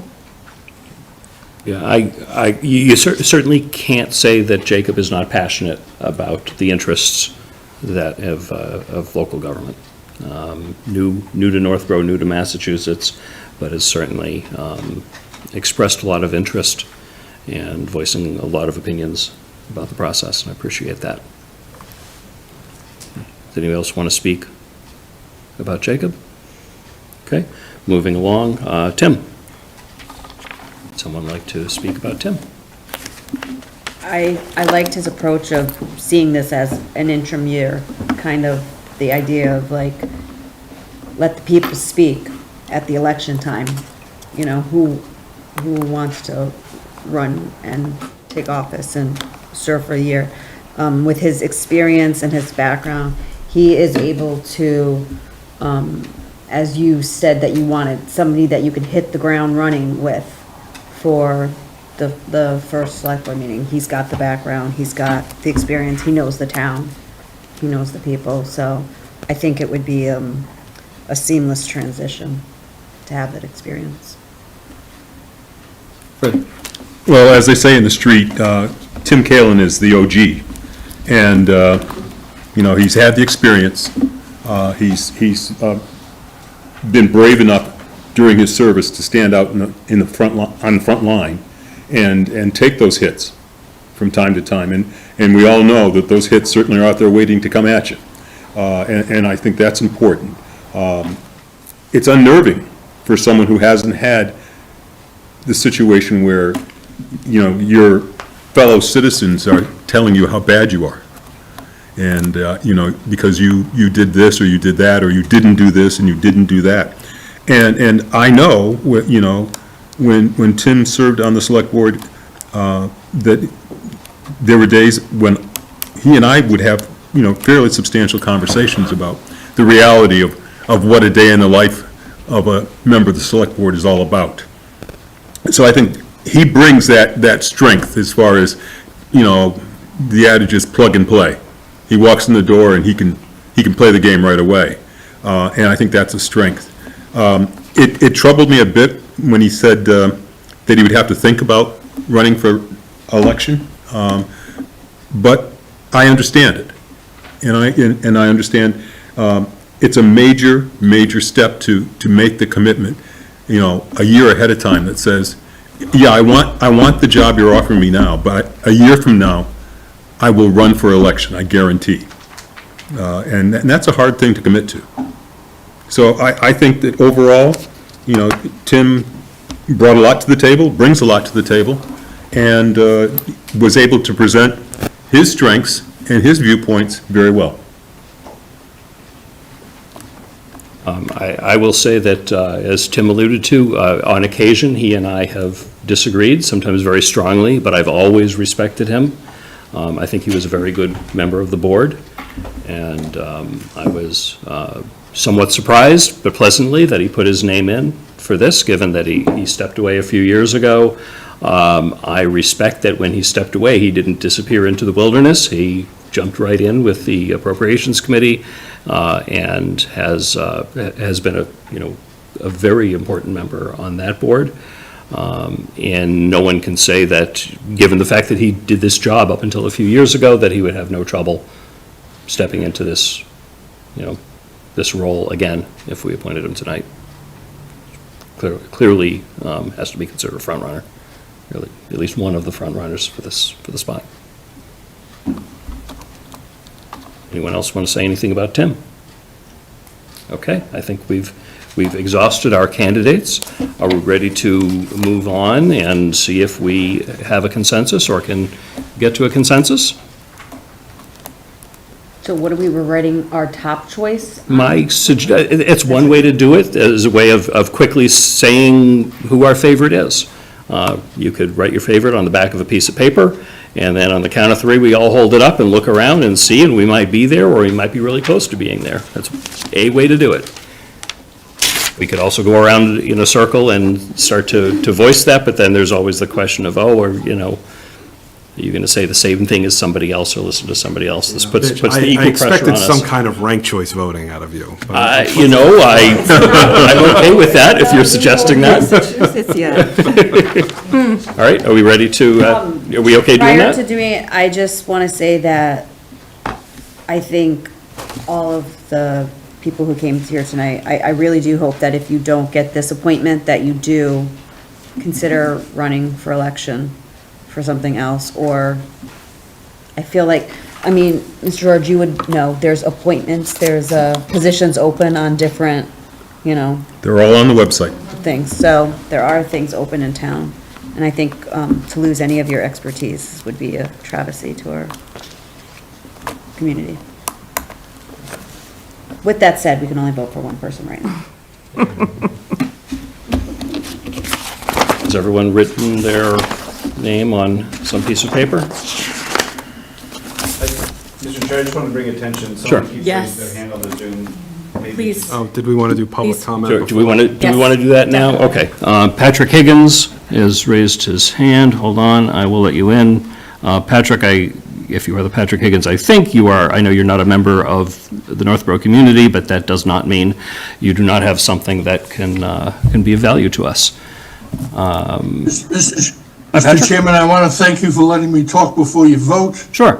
I think you've done a pretty good job tonight, and I'm going to recommend that you keep the meeting transparent, and my suggestion is, and I've seen it done in other communities when there's been joint meetings for appointments, I would recommend that the board go around, and every member just vote the name of the candidate that they think should get the position, and once that's done, you can tally the votes, and whoever gets the most votes wins.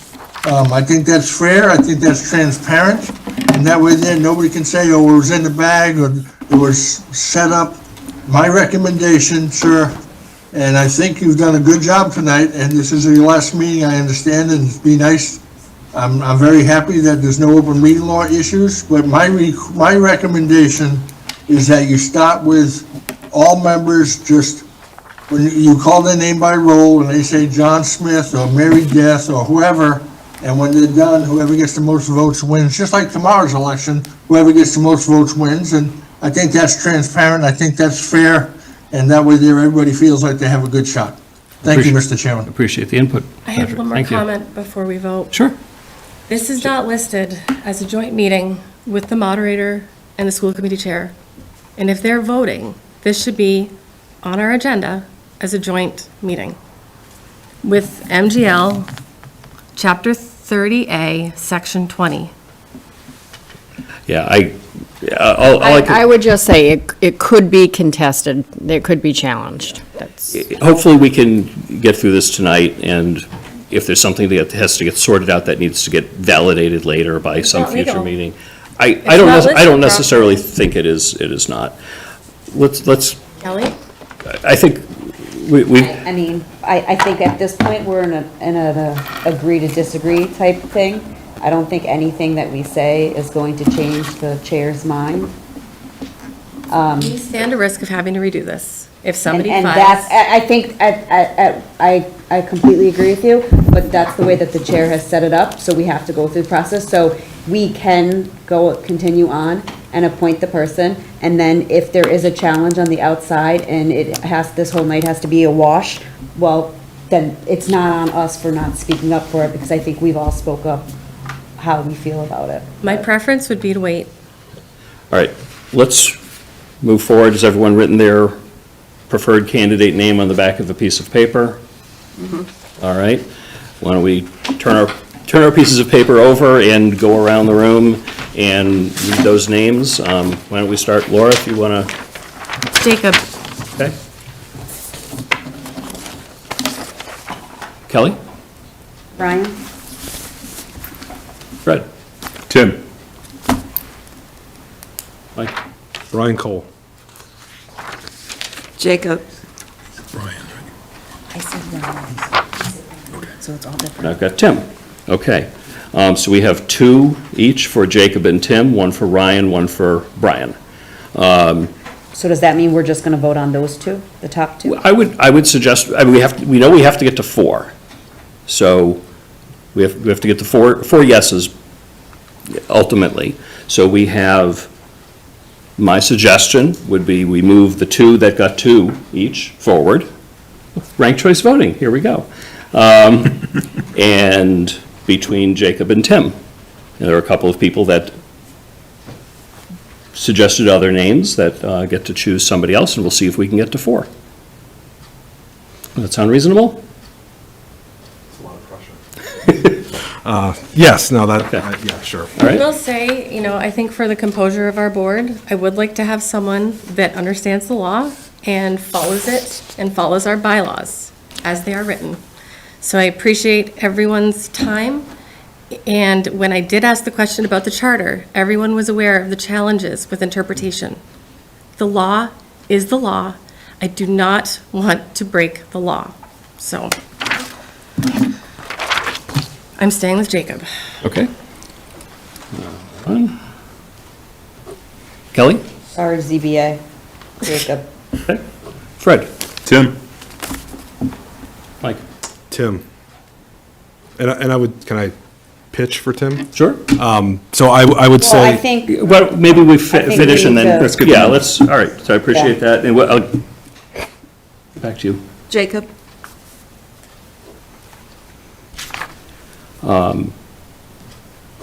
Obviously, I'll retain my earlier with Tim. However, I will say that out of deference to my fellow select board members, I'm seeing 2 in favor of Jacob and 1 in favor of Tim. So we don't end up with a tie and not being able to do anything. I'm going to say that if there is a motion to support Jacob, I will support Thank it. you. Thank you for sticking to your word. Sure. I think it's best to just move on. My goal in this entire thing has been not to choose a particular candidate, but to get this done. I appreciate it. Basically saying he'll switch So, his. so I will say that my Jacob, just so we preferred can get is now forward. Jacob. So we have 4 for Jacob, 2 for Tim at this point. Would anyone like to, you had said that you might want to say something about Tim? yeah, or I some mean, other I would candidate? just put a premium again on experience. It is a 1-year appointment. Somebody who has prior select board experience, prior appropriations experience. Given the feedback from town meeting on the budget, I think having somebody from appropriations come onto the select board as well, who's been on the select board, who's on appropriations, I think would be, in a way, also saying that we do kind of hear you. That level of discernment when it comes to budgeting and appropriations will be coming onto the board now, on top of somebody from financial planning who will looks like be elected to the board. So both of those types of expertise coming on, I think would go to, the biggest thing we're hearing from the people out there is not is Mitch going to vote on the next person and how's it going to work? They're pissed that their taxes went up 10%. So I think that goes a long way to saying we hear you, is having those people come on the board. And that's all I'll say. Great, thank you. Anyone else want to speak before I ask for a motion? Okay, I will at this point entertain a motion. Let's see, it was in here, sorry. I can do it. Okay, thank you. I move the board vote to appoint Jacob Jones to the Select Board for a term to end on the date of the next regular election as per the Northborough Town Charter, Article 3, Section 11. Second. Okay, motion's been made and seconded. Any further discussion? Okay, all those in favor? Aye, I see 3. In favor of Jacob In Jones. favor of Jacob, I think there was, I mean, Abstaining? In favor of Jacob. There you go. great. Okay, so I see 4 in favor. Any opposed? Okay, any abstentions? 1 abstention. All right, so motion to name Jacob Jones to the Select Board has been approved. That concludes this item. Kelly and Fred, thank you very, very much. I know it's been a challenging evening, but I appreciate we got this done. Thank you for filling the Select Board seat, and that is obviously incredibly helpful to the board going forward, and to the first meeting, whenever that happens to be after the election, you'll have a full board. We have done that. We talked about the additional meetings, we've done the review, we've done Mike Tejan. We have reports. The two of you are welcome to stay at the table if you would like, but there's no other business that you need to be here for. So it's up to you.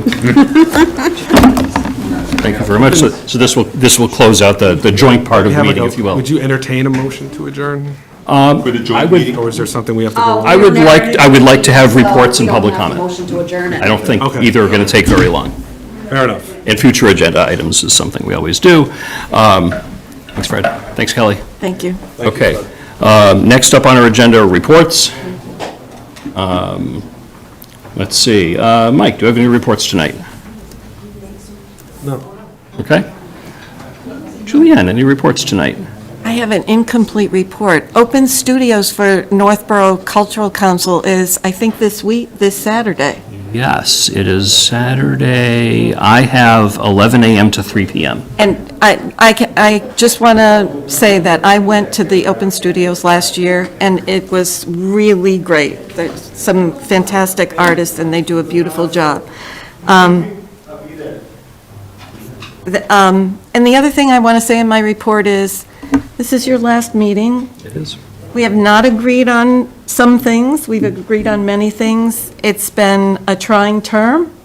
We had ARPA decisions, we had town administrator, many decisions. There were some very big things that we had to work through, and I want to thank you for your time. I can't imagine how much extra time you put into this job, so thank you. Thank you. Laura, any reports tonight? Thank you for everyone that attended town meeting. I appreciated it. There's a Northborough Cultural Council art exhibit downstairs for mental health awareness with lots of resources, so if you need them, be sure to stop by. Don't forget to vote tomorrow at Melican, and I just wanted to say thank you. I know it's been a lot of work. I appreciate all of your efforts. I know it hasn't been easy. I appreciate your willingness to find consensus, and I thank you for your service to the town. Thank you, Laura. If I can steal back my report. 'cause Oh, I sure. forgot. No, I just jump on the bandwagon. Yeah, no, thank you, Mitch, for obviously all the service you've done here in Northborough. We haven't agreed on everything. Anyone here on the board doesn't. Things can get contentious and heated sometimes, but we come in as neighbors and we leave as neighbors. I'd also like to think as friends as well. So, good luck and Godspeed. Thank you very much. I've got a couple of items, but not as much as you might think. let's see, the June 17th is the last day of school, so it's the last day of school fair at Ellsworth McAfee in the afternoon. I think it's at 1 o'clock.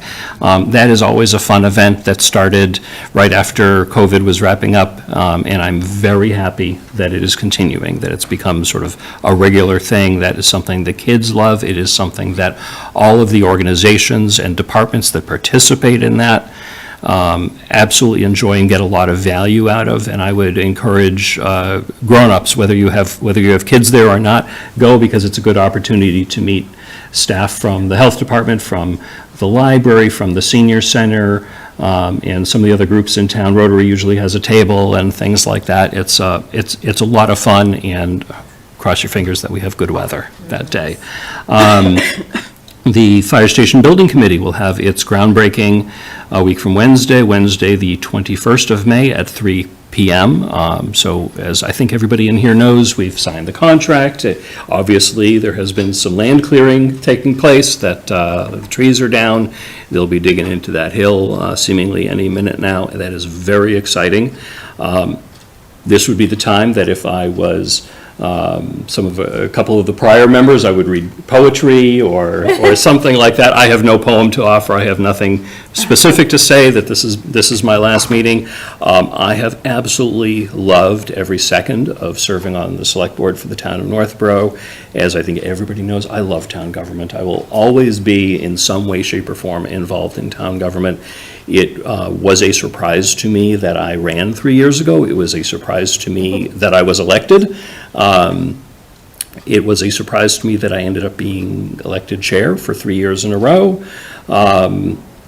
It was a surprise to me that we had to do 2 town administrator searches, or really 3 if you count the first one, took 2 rounds. I think we've ended up in a very good place, and I hope this board does not have to do a town administrator search No. for a long, long time, because I can tell you from the point of view of a chair, it's so much work.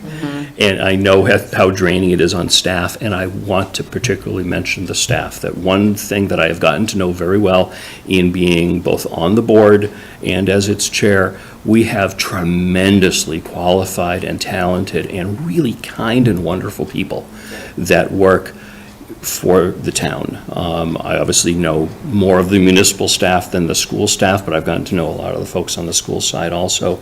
It's a really good group of people. You're very lucky, of course, as I know you know, that you have walked into a situation where you've got some really good people. Absolutely. That is something that I hope can be preserved. My biggest worry into next year is, the budget situation, and I worry that it will be too easy to cut services, to cut people.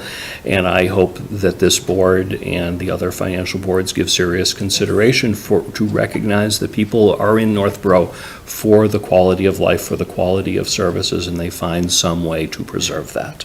I won't be a formal part of that discussion. I'll be probably part of it at town meeting and everything else. But that's that, and I think that ends my report. Steph, any reports tonight? Best of luck to you. Thank you. I hope you have an exciting future. Memorial Day events are being fine-tuned tomorrow. We have a meeting, and I will get the information out. Yes. Great, thank you. Sounds good. Good, and I'm glad you'll have a full board to participate in Memorial Day events. Yes. Yes, that's important. So somebody needs to think about who's going to speak on behalf of the board, and it isn't going to be me this year. Okay? Any other reports tonight, Steph? No, I plan to finish at 1 a.m., so this is good. I know we'd be okay. Diane, any reports tonight? No report, thank you. Okay, very good.